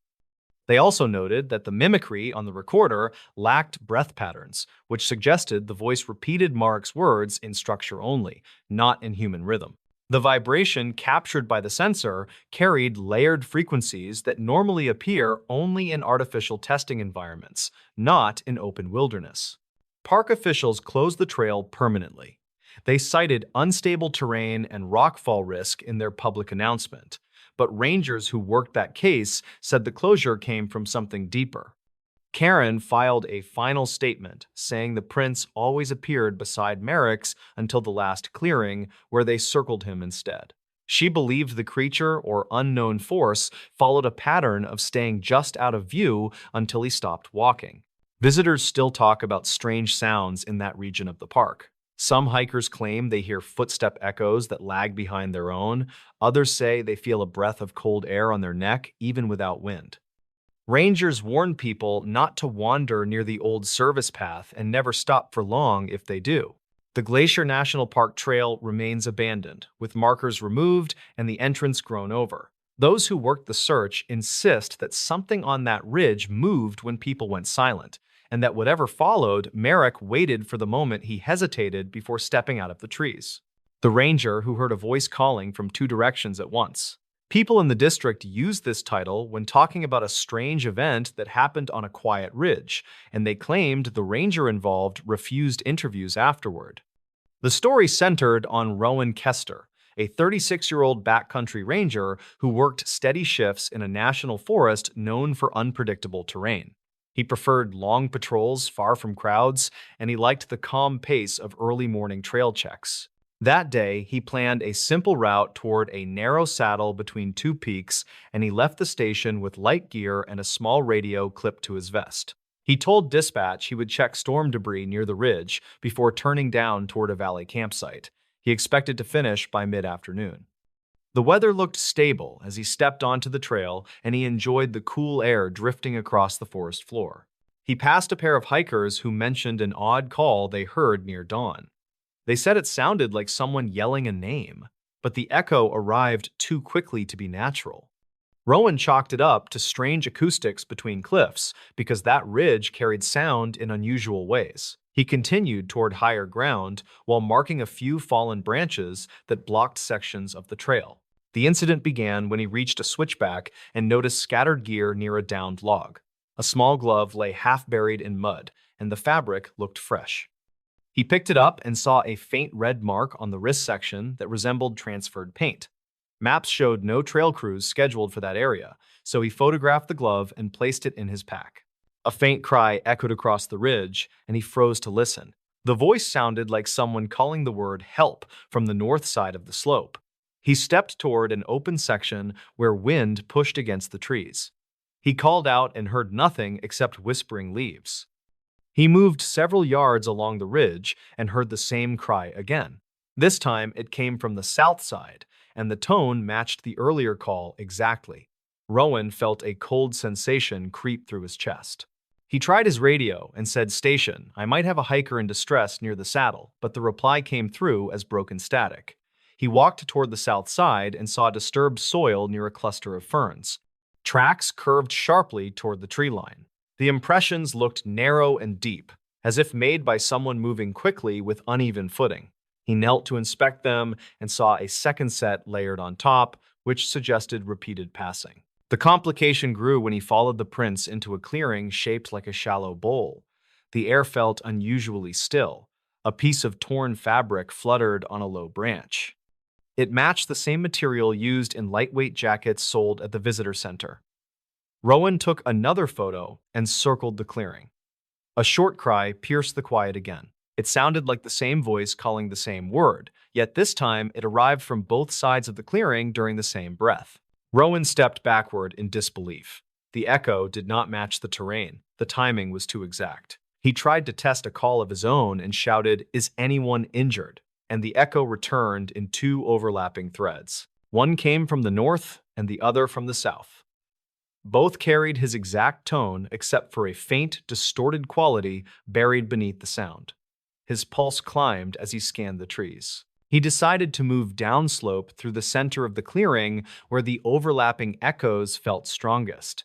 The soil looked disturbed in a wide arc, as if someone dragged a pack or struggled while moving sideways. Broken twigs formed a trail toward a narrow gap between boulders.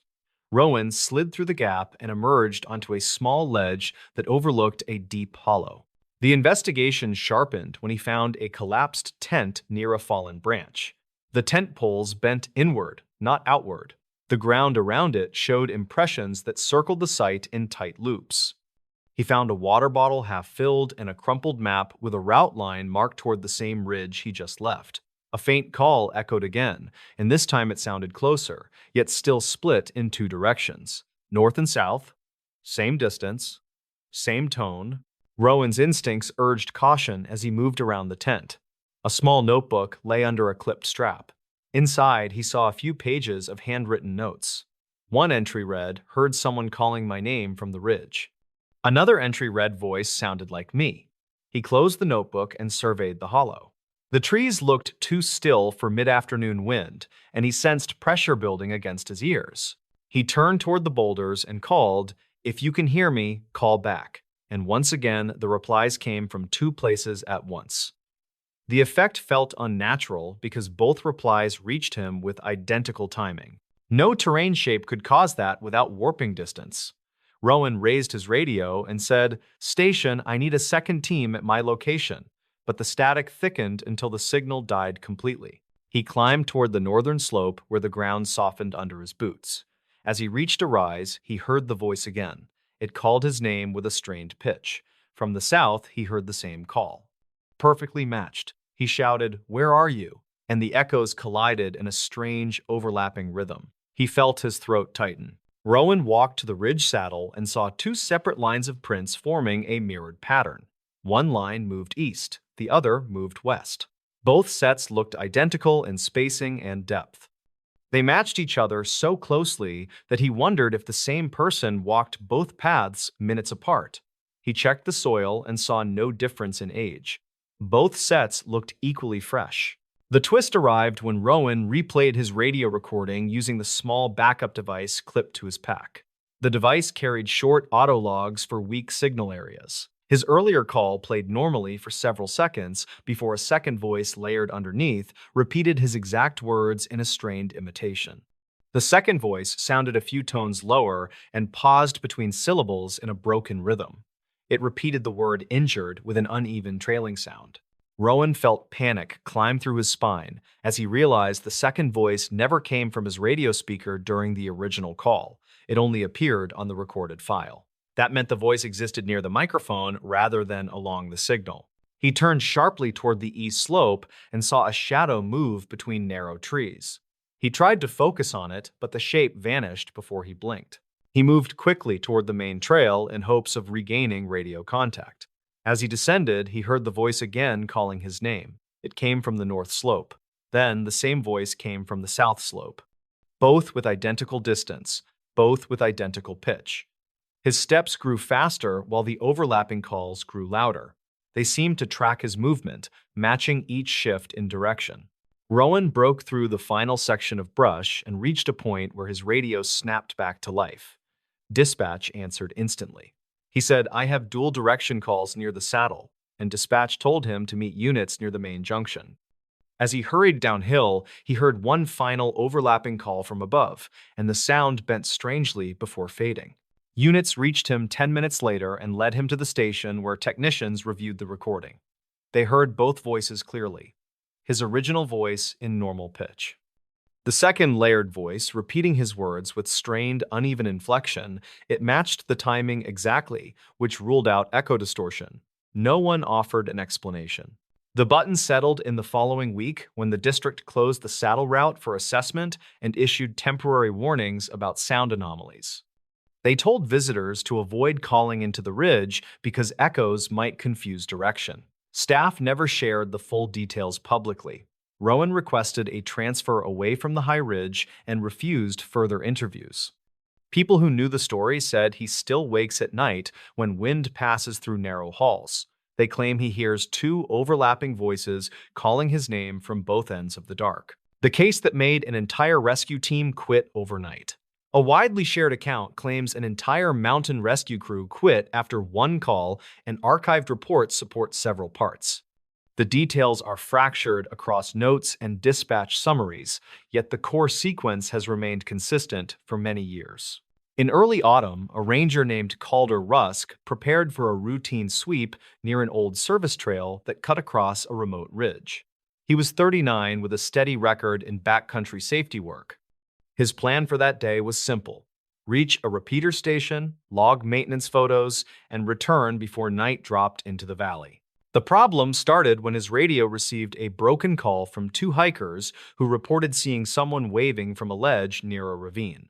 Their message kept cutting out, and only the final part reached dispatch clearly. The hikers said the figure looked injured and possibly trapped. Calder changed direction immediately and started toward the ridge where the hikers claimed the figure had appeared. Wind pushed hard through the tree line, and visibility dropped each time. Loose soil drifted off the cliffs. Calder tried raising the hikers again, but only caught static and a few clipped words. He marked their last known coordinates on his map and continued moving until he reached the overlook where the signal last held. He found no hikers and no sign of anyone waving. The only thing he noticed was a narrow scrape in the dirt that looked like a heel sliding downslope. He followed it for a short distance but stopped when the ground turned soft near the ravine walls. He reported uncertain conditions, and dispatch called in a full rescue unit from a nearby station that handled technical extractions. The team arrived with a lead tech named Varen Hale, age 34, who had spent more than a decade on rope operations. Varen set anchors while two climbers lowered a drone to check the ledges below. The drone camera showed brush movement that looked too steady to be wind. It rose as if pulled, then dropped again with an odd rhythm that bothered the technicians watching the feed. One climber, named Ren Gorley, volunteered to descend first. He worked slowly, checking every point on the wall, and called out distances to Varen. Ren stopped when he noticed strands of fabric caught on a broken branch. The color matched what the hikers reported earlier. Ren clipped the fabric into a pouch and kept moving until he reached the ledge where someone had been seen. The ledge was larger than expected and held an old survey stake driven deep into the stone. Ren called for a second climber to assist when he found what looked like a torn pack beside the stake. Both rescuers examined it carefully. There were rope burns across the outer flap and residue that looked like old chalk dust. Ren radioed that the pack seemed abandoned for years and did not match current models. Calder checked earlier lost hiker reports and found a record from late 2009 that mentioned a missing climber near the same ridge. The case ended without recovery because weather destroyed search corridors within 2 days. The report stated the climber was last seen moving toward a service trail used decades earlier for equipment hauls. None of the teams at that time reached the ravine zone due to landslides. When Ren repositioned his light, he saw a narrow tunnel-like cut behind the ledge that did not appear in any old maps. The opening was irregular and seemed carved by runoff, yet the edges looked polished as if worn by repeated contact. He leaned inside and caught a whiff of stale air with a sharp mineral scent. He asked Varen for permission to briefly check inside. Varen hesitated, then allowed a minimal probe. Ren crawled a short distance until his light caught something reflective. It was a cracked visor from a helmet that matched the missing climber report from 2009. The visor rested beside a small recorder, still mostly intact. Ren backed out carefully and handed the items up the line. Technicians inspected the recorder and found the battery swollen but not leaked. They bagged it for later review. While Ren prepared to climb up, the ledge vibrated slightly. He reported the movement and asked if any anchors had shifted. Varen confirmed all gear held firm. Ren said the vibration felt more like pressure from behind the wall rather than movement from rope tension. He asked to finish the ascent quickly. As he climbed, the drone camera captured a motion blur inside the tunnel that looked like a sudden retreat of something thin and tall. The team went silent as they reviewed the frame. No one could agree whether it showed an animal or a trick of low light. Calder suggested pulling everyone back until they could analyze the footage. Varen agreed and ordered a full extraction of all climbers and gear. Ren climbed in fast bursts, and the second climber followed him immediately. On the final pull, Ren shouted that the ledge was shifting downward. His voice shook as he said the ground felt like it was pulsing. Varen and two others hauled the rope with everything they had until Ren reached the top. The ledge collapsed minutes later and sent a sheet of stone and soil into the ravine. The collapse exposed a longer cavity behind the old tunnel cut, though no one stayed near enough to inspect it safely. Back at the station, the recorder from the tunnel was dried and cleaned. Audio specialists retrieved a single file with several minutes of sound. The first part held wind noise and climbing calls. The last part caught a higher-pitched voice, saying something about footsteps that did not echo properly. The climber sounded confused and whispered that lights kept flickering below the ledge even though no one carried a headlamp. The final seconds held a scraping tone that rose sharply before the file cut. The note review marked it as unknown environmental sound. Varen stopped the playback halfway and stepped out of the room. Ren asked for the file to be paused and requested that dispatch notify the Park Service about the newly exposed cavity. Calder wrote a brief incident summary and noted that the hikers who made the first call never identified themselves and never filed a follow-up report. The department reviewed the operation 2 weeks later. Every member of the rope team submitted resignations within the same night. Their statements cited unsafe geological conditions and unresolved safety concerns near the ravine. Internal sources claimed several team members refused to discuss the drone frame or the vibration Ren felt on the ledge. The station chief sealed the file, pending a geological assessment that never fully concluded. Calder stayed with the service but avoided that ridge for the remainder of his contract. He later told colleagues that the case felt incomplete because none of the core questions were answered. The hikers vanished. The tunnel extended deeper than any map showed. The recorder held a sound no one could classify. Years later, the ridge remains restricted under a risk notice that rarely appears on public maps. Local staff still mention the night an entire rescue team walked away from their careers after one call that began with a simple report of a figure waving from a ledge. A missing hiker reported someone behind him moments before silence. The call came in just after 4 in the afternoon, and the dispatcher immediately knew something was wrong. The man on the line spoke in a low, shaky voice and said he was hiking an old fire access trail outside a remote canyon. He kept repeating that someone was behind him. When the dispatcher asked if he could see the person, the man whispered no, but he could hear footsteps right after his own. Then the call cut out. The hiker was Rowan Naris, a 31-year-old outdoor photographer who frequently visited that canyon for long solo trips. He was experienced, always prepared, and never the type to panic. That made his final recorded words much more alarming. Deputies found Rowan's car parked neatly at the small gravel lot near the gate. Inside sat his gear case, a water bottle, and a folded map with one route outlined. That route led to a narrow shoulder of trail called Switch Bend, known for unusual acoustics created by sheer rock on both sides. Locals said the place echoed strangely at night, but nothing dangerous was ever reported there. A search team followed Rowan's boot prints along the trail and noticed something odd within the first half mile. His steps were steady until they reached the canyon's echo pocket. From there, his prints grew closer together, as if he started walking cautiously. Another set of impressions appeared beside his footprints, long, narrow marks shaped nothing like boots or hooves. They trailed him for several yards, then vanished abruptly at a cluster of stones. A deputy named Ryland Torr replayed the last seconds of Rowan's call using his body camera microphone.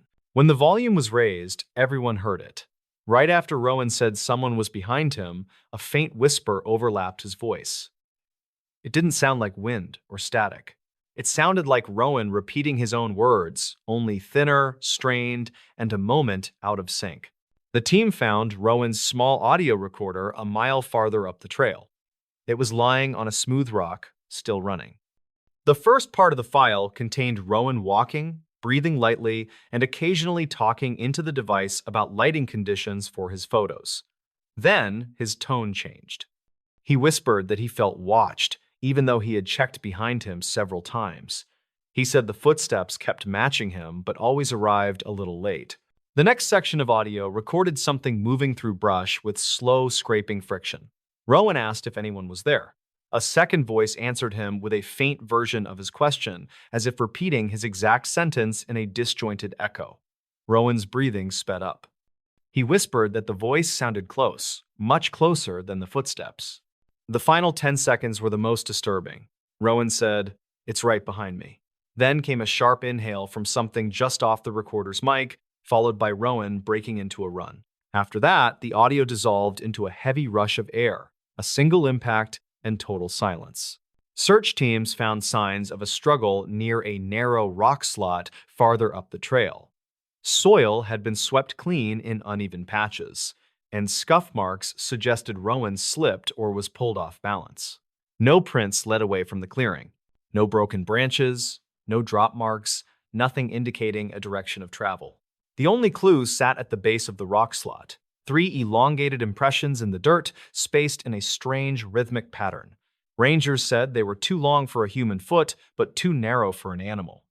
One print overlapped Rowan's last boot mark. Specialists reviewed the audio and confirmed the second voice was not an electronic echo. It lacked the acoustic signature of canyon bounceback. It also repeated Rowan's tone, but not his breath, meaning it copied structure without copying life behind it. The canyon was closed for 2 weeks while a wider team searched the slopes and drainage channels. They found no remains, no additional gear, no sign that Rowan ever left the immediate trail corridor. It was as if he vanished the moment the recording ended. The official report listed Rowan as missing with unexplained circumstances. Unofficially, rangers still warn each other about Switchbend. Some say the canyon echoes are not echoes at all. They say the place answers you, not instantly, not naturally. A second late, like someone standing where you just stood, whispering your own words back to you. Rowan's final recording remains locked in evidence. The dispatcher who took his last call refuses to listen to it again. She told investigators the same thing she writes in her incident notes. When a voice repeats someone's words after they stop speaking, it usually means the caller is not alone. She said Rowan went silent because whatever stood behind him finally closed the gap. Real footage from the forest that detectives refused to release. The case became known for one disturbing detail because a single piece of footage recovered from the woods was reportedly so unsettling that detectives refused to release it. That choice fueled rumors and made the disappearance at the center of the case far harder to explain. The day started like a normal field job for Nalan Keats, a 35-year-old wildlife technician who handled remote camera surveys for a small conservation agency. He drove to a dense stretch of protected land that locals avoided due to long-standing stories about strange echoes and uneasy silence. His simple plan was to replace batteries in several trail cameras, then record habitat notes before a rainstorm moved in. Nalan checked in by radio shortly before noon and mentioned that one camera appeared repositioned without any signs of animals causing the shift. He said it now faced a thicket that did not hold much traffic. His supervisor asked for photos so they could compare angles later. That was the last clear message anyone received from him. When Nalan failed to return that evening, deputies searched the forest road and found his truck parked neatly beside a service gate. Inside sat his gear bag with only one missing item, a small field recorder he often clipped to his vest. They also found a map with his planned route circled by hand. That route passed through an older grove where several trail cameras had recently recorded confusing motion triggers. A detective named Relda Var led the early search and noticed that Nalan's tracks appeared steady at first, but shifted into shorter, uneven steps as he moved deeper into the grove. She followed them until they ended abruptly near a cluster of fallen logs. From there, fresh drag marks cut into moist soil and curved toward a dark stand of pines.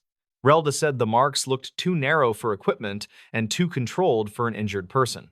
A deputy named Orrin Gale discovered the first piece of evidence near those pines. It was one of the agency's trail cameras smashed into 2 pieces, though its memory card remained intact. Orrin placed the card into his handheld viewer and motioned for Relda. The footage showed Nalan approaching the camera hours earlier, raising his hand in a casual greeting.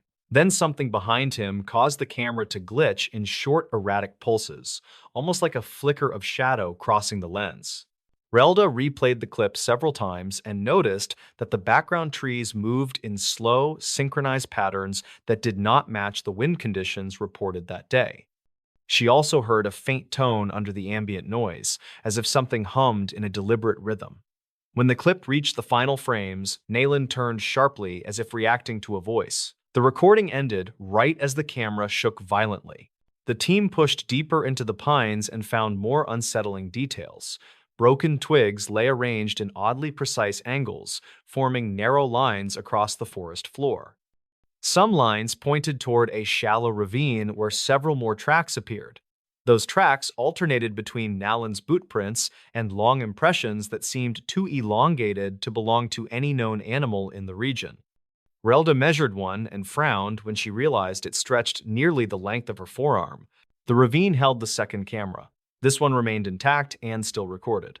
Detectives later said the footage taken from that device became the heart of the case.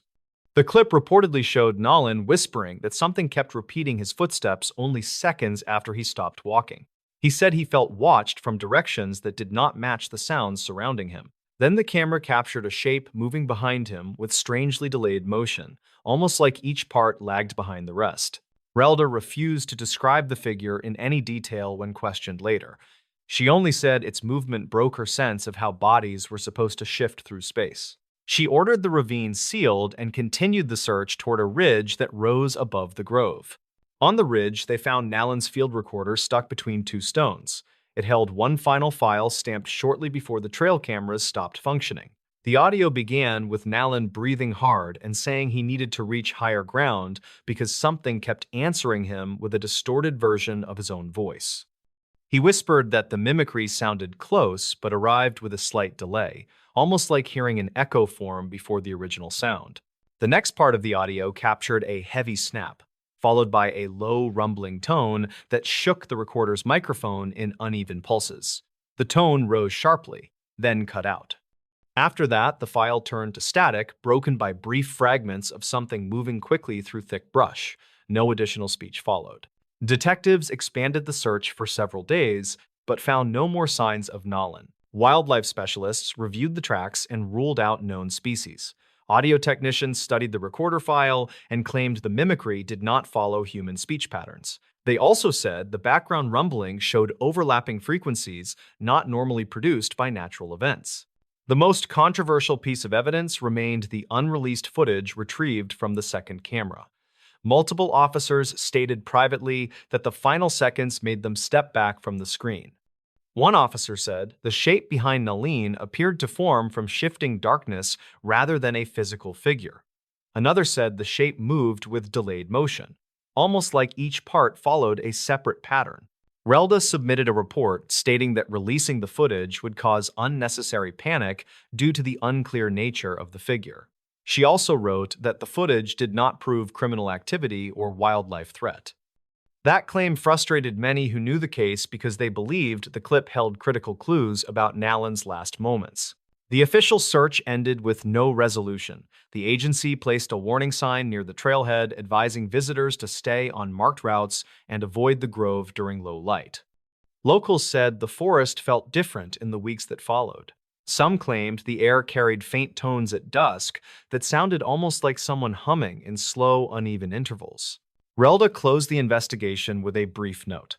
She wrote that the decision to withhold the footage came from her belief that the forest contained an auditory phenomenon that humans were not equipped to interpret safely. She said the footage captured that phenomenon too clearly, and that the delay in the shape's movement suggested something she could not explain.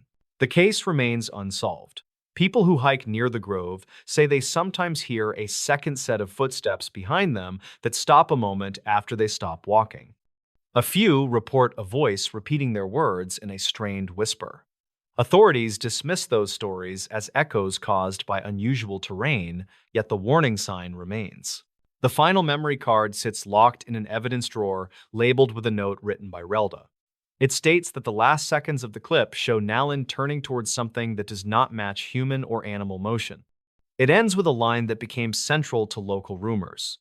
The note claims the figure appeared shaped by darkness rather than lit by it, and that detectives refused to release the footage because they could not explain why it seemed to move slightly after the forest around it had gone still. The terrifying Yosemite Trail case rangers still talk about. Rangers in the region still mention this case because the evidence found on that trail created questions they never resolved. The most unsettling detail centered on a series of sounds captured by a missing hiker that did not match any wildlife known in the park. Taryn Wild, a 33-year-old seasonal maintenance worker, visited Yosemite on his day off to hike a lesser-used route above an old granite ridge. His simple plan was to reach an upper overlook before sunset, take several photos for his project log, then head down before the temperature dropped.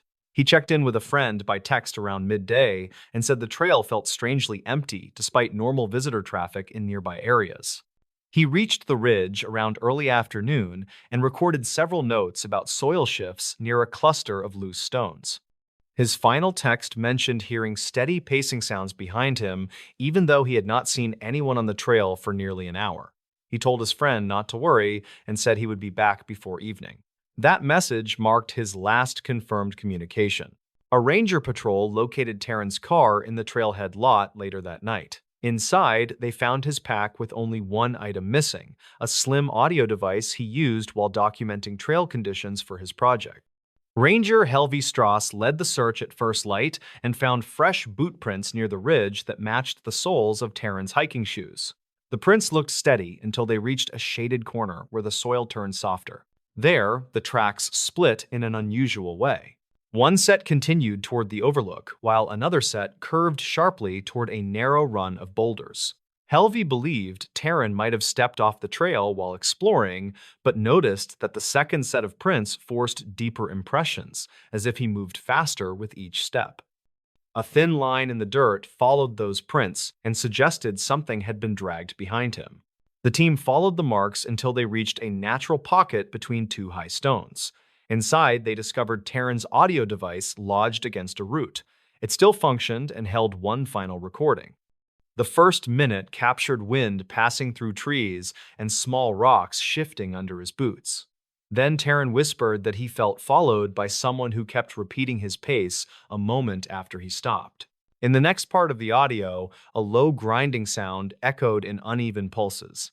The tone rose and fell as if something scraped along stone with deliberate force. Taryn asked if anyone was there and paused. Another voice answered him with a strained whisper that sounded almost identical to his own.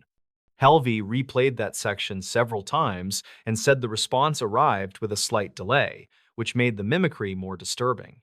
The prince left the stone pocket and continued toward a narrow chute formed by erosion. Helvey and her partner Nora Kale climbed through and found more concerning signs. Long grooves marked the walls as if something had braced itself while moving upward. The grooves aligned in patterns that suggested fingers rather than claws, yet their spacing indicated a taller figure than anyone on the search team. Above the chute, they found Taryn's hat pressed into damp soil beside a shallow depression. The depression held two overlapping prints. One matched Taryn's shoe, the other stretched nearly twice the length of a normal boot and narrowed sharply at one end. Norik measured the print with a small ruler and muttered that no known animal in the park left impressions shaped like that. They continued toward the overlook and reached a rocky shelf with a clear drop. Several scuff marks indicated Taryn may have slipped or struggled there. A single boot print led to the edge, but none led away. Helvey considered the possibility of a fall, but found no debris or clothing caught on lower branches. The drop also lacked fresh disturbance despite the clear signs of a struggle above.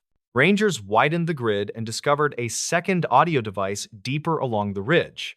This one belonged to the Park Service and had been installed as part of a small research project. It recorded ambient sounds every hour. The file from the time of Taryn's disappearance contained a short sequence of noises that technicians later flagged as highly unusual. The recording captured a heavy step followed by a second heavier impact a moment later. Then a slow hum rose from the left channel and drifted across the microphone with irregular movement. After several seconds, the hum changed pitch and formed a wavering tone that did not match common environmental sources. The final part of the audio held a faint whisper that repeated 5 words spoken minutes earlier by Taryn on his device. Helvey brought the recordings to a small ranger station for review. Several officers listened and stepped back from the speakers at almost the same moment. One officer said the whisper sounded like a distorted copy of Taryn's voice produced by something that did not understand human timing. Another officer said the hum felt directional even through the recording, almost like a body of air shifted with intentional weight. Search teams continued for several days and found additional signs near an unmarked fissure west of the overlook. The fissure opened into a short passage filled with broken branches and scattered soil. Along one wall, faint finger lines traced downward in uneven arcs. The height of the marks indicated a figure far taller than Taryn. At the bottom of the passage, they located a torn piece of Taryn's shirt wedged between 2 stones. Specialists examined the site and concluded that no official map recorded any cave or fissure in that section of the ridge. They also stated that the elongated prints found earlier did not fit any cataloged species in the region. Audio analysts reviewed both recordings and noted that the mimicry matched Taryn's cadence but not his breath patterns, which suggested a source repeating structure rather than meaning. Rangers eventually suspended the search due to unsafe terrain conditions. The official report listed Taryn as missing with no determination of cause. Helvey filed a final note stating that something on the ridge moved only after Taryn paused, which matched his comments about delayed pacing. She believed the creature or force followed a pattern of waiting for silence before responding. Visitors now pass that trail with more caution. Some hikers claim to hear footstep echoes that do not match their own rhythm. Others mention hearing low humming tones near the ridge when the wind drops. Rangers dismiss most reports, yet avoid the area during low light. The case remains open with evidence stored in a restricted cabinet. The 2 recordings sit at the top of the file. Technicians mark them with a warning that the audio contains mimicry exhibiting unknown origin. Rangers still talk about this case because the trail shows new stone shifts each season, even though no mapped feature exists beneath it. Many believe that whatever followed Taryn waited in those rocks long before anyone walked that ridge and might still wait for the next person who stops to listen. The case that locals warned the sheriff not to reopen. Old deputies used this title when talking about a file that sat untouched for years, and they claimed the warning came from people who lived near a forgotten stretch of woods. They said the case changed a sheriff's career in ways he never explained, and the town grew uneasy whenever someone brought it up again. The story began when Sheriff Lowell Brandt, who was 42 and steady in his work, returned to his office after a late patrol in early autumn. Lowell served in a small rural county where most calls involved livestock, weather damage, or simple disputes, and he liked the slow pace. That day, he planned to review routine reports before heading home for dinner, and he grabbed a few folders from the evidence room. He noticed an old green file tucked behind newer binders that looked brittle around the edges. The label contained a year written in faded ink that read 1999, and a short note beneath it read restricted by prior order. He set the file aside while finishing his regular work, yet his curiosity grew as he remembered stories he heard as a rookie. Several locals once told him never to bring up anything about a missing boy near the eastern timberline, and they warned new deputies to avoid questions about that area. Lowell figured the file might relate to those rumors, and he opened it while the station grew quiet. The first page described a search for a boy named Niall Granger, who disappeared near a trail close to abandoned cabins. The initial report claimed Niall wandered ahead of his older cousins during a family outing, and he vanished near a bend where the trail narrowed beside thick brush. Deputies wrote that they found no clear tracks, and the search lasted 8 hours before shifting to a broader grid.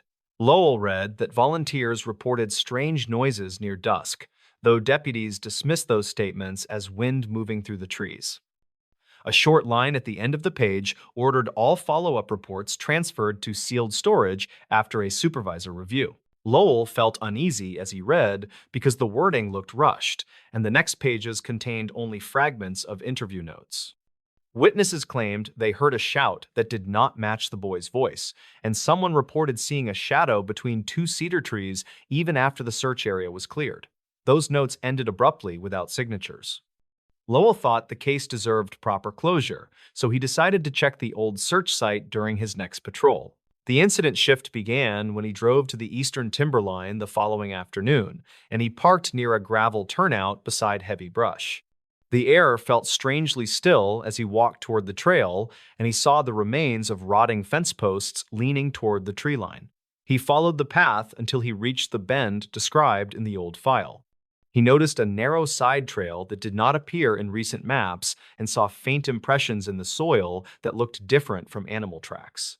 Lowell crouched to examine the ground and felt something firm beneath the loose dirt. He brushed aside debris and uncovered a piece of metal that looked like an old badge number tag. The number did not match any deputy badge he recognized, and he placed it in an evidence bag.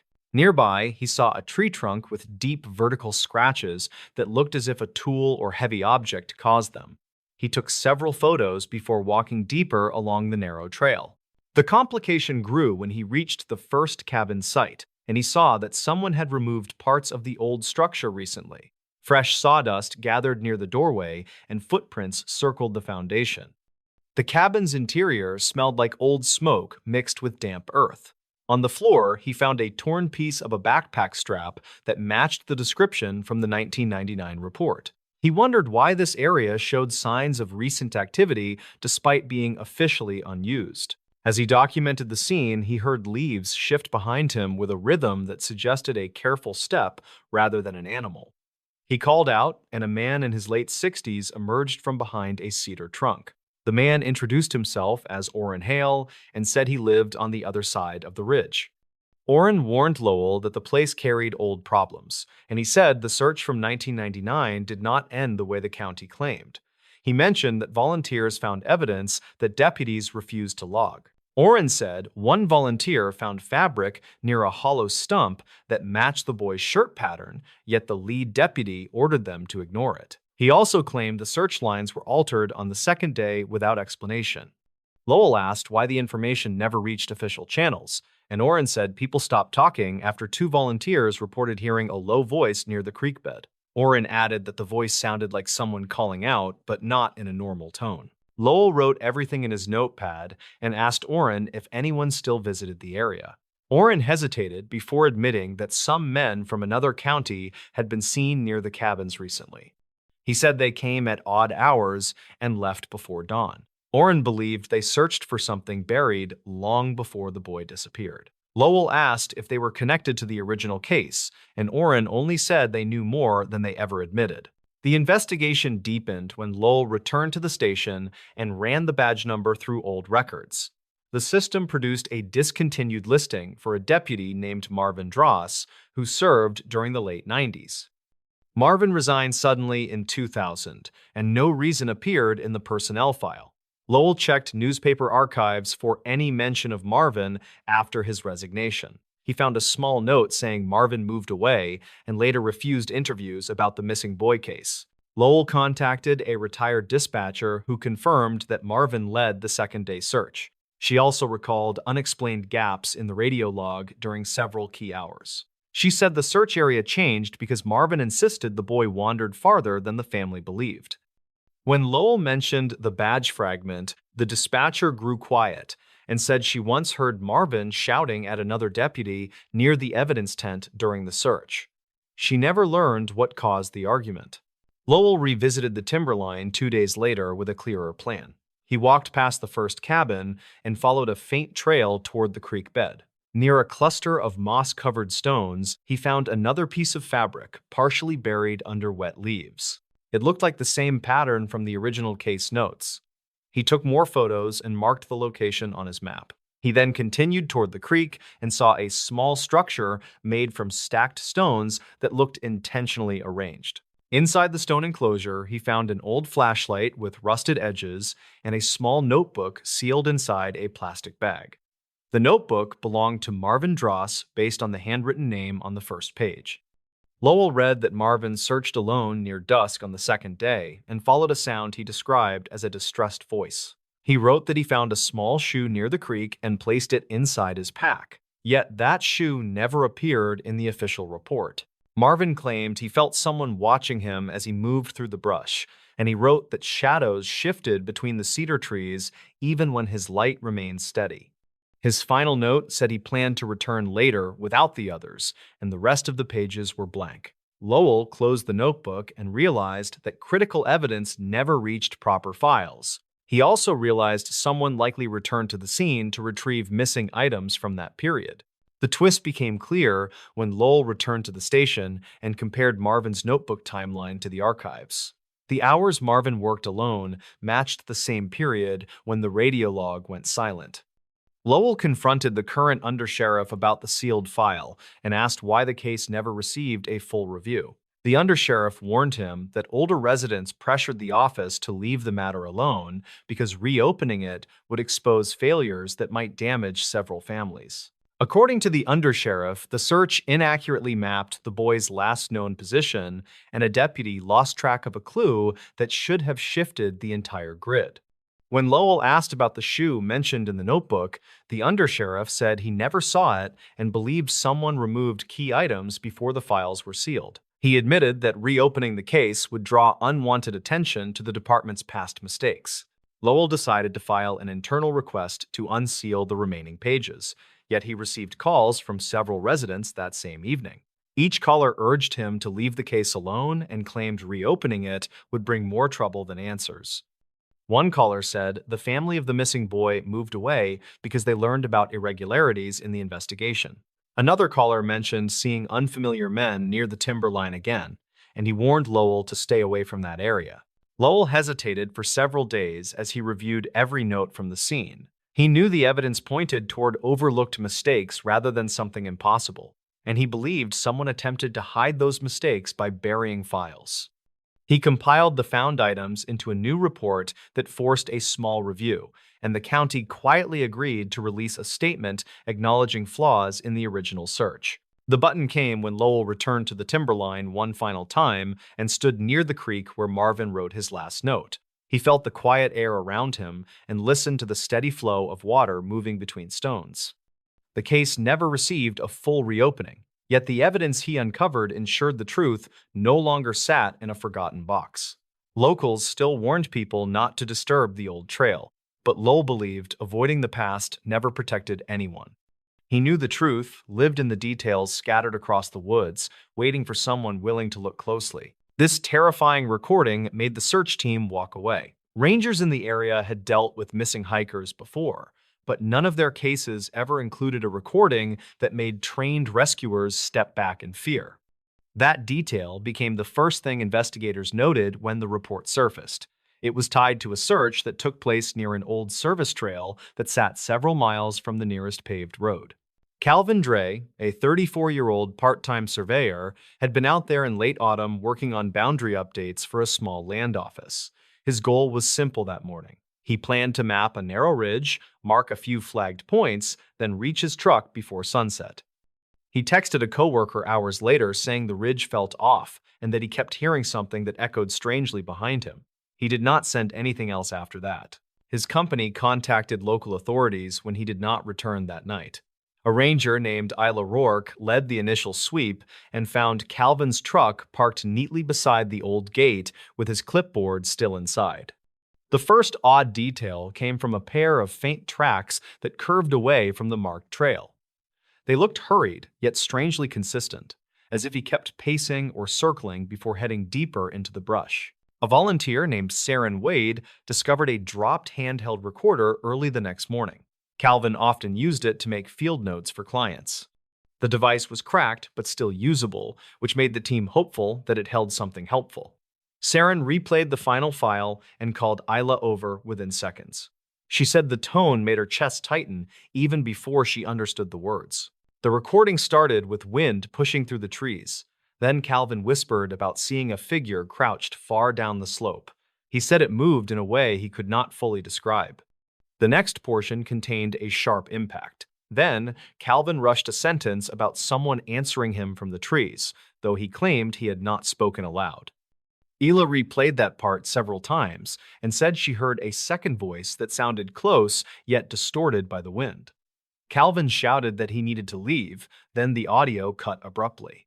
Isla's team followed the directions suggested by the sound of his final breaths, and found broken branches that lined a narrow run of rock shelves.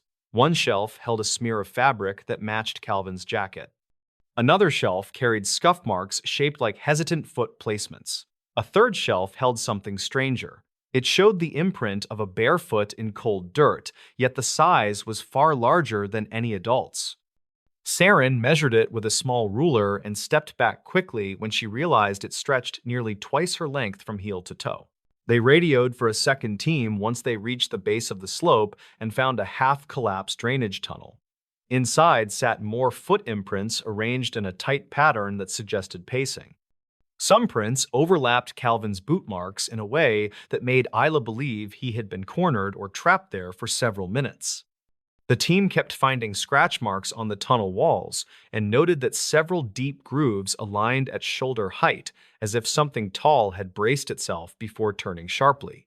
Ela called in a specialist named Trannan Voss, a 37-year-old tracking consultant who often assisted on remote rescues. Trannan examined the tunnel and whispered that none of the marks matched known animal behavior in that region. He collected soil samples and photographed the prints while repeating that the stride patterns made no natural sense. He pointed toward a final trail of disturbed leaves that stretched away from the tunnel and said it looked like two bodies had moved together for a short distance. They followed that disturbance until it reached a dry creek bed. There, they found a metallic smell lingering in the cold air. Isla crouched and pointed to a torn strap from Calvin's field pack. Trannan walked ahead and found another item he could not easily explain. It was a small digital timer, still running, with its casing scratched by what looked like curved metal. He guessed Calvin might have used it as a marker or a signal, though he could not understand why it was left running. The creek bed ended near a stand of taller trees where the brush thickened sharply. Trannan noticed that the ground seemed cleared in a long, narrow line. He said it was as if something had dragged a heavy object while walking in complete straightness without stopping. Isla traced the line for several yards and found more fabric from Calvin's clothes, though no signs of injury appeared on the pieces. They searched through the afternoon and prepared to widen their grid before nightfall. Right as daylight thinned, Saren found a second audio device wedged under a fallen branch. It was not part of Calvin's usual gear. The device looked older and carried faint etchings along its spine that neither Isla nor Trannan recognized. They held it carefully, then managed to play the final stored file. A distant breathing sound filled the speaker and pulsed in slow, irregular intervals. Then a low humming tone built gradually, as if something were inhaling with long pauses. After that, the recording caught Calvin's voice, calling for help with trembling desperation. He asked why the thing kept repeating his words in a quiet, strained whisper. The mimicry, captured in the audio, terrified the search team so deeply that they stepped away from the device at almost the same moment. None of them wanted to play the rest of the file in the fading light. They carried it out of the woods and submitted it to technical staff, who later stated that the final section did not contain human speech patterns. They said it held layered frequencies that suggested an artificial modulation caused by environmental echo. That explanation did little to calm Ela or her team. Authorities kept searching for several days, but never found Calvin or any additional evidence beyond scattered gear. Trannan filed a final note stating that no known animal or environmental factor could account for the overlapping tracks or the strange vocal distortions heard on the recordings. His closing line said the search ended once investigators realized the tunnel markings seemed drawn toward the entrance rather than away from it. People in the region still mention the case in cautious tones. Some hikers say the forest holds pockets of air that carry strange echoes, while others believe Calvin witnessed something no one was prepared to understand. Isla ended her last briefing with a simple statement that the team walked away because they trusted the fear they heard in that recording. She believed that fear meant something waited deeper in the trees, and that leaving the area preserved more lives than staying.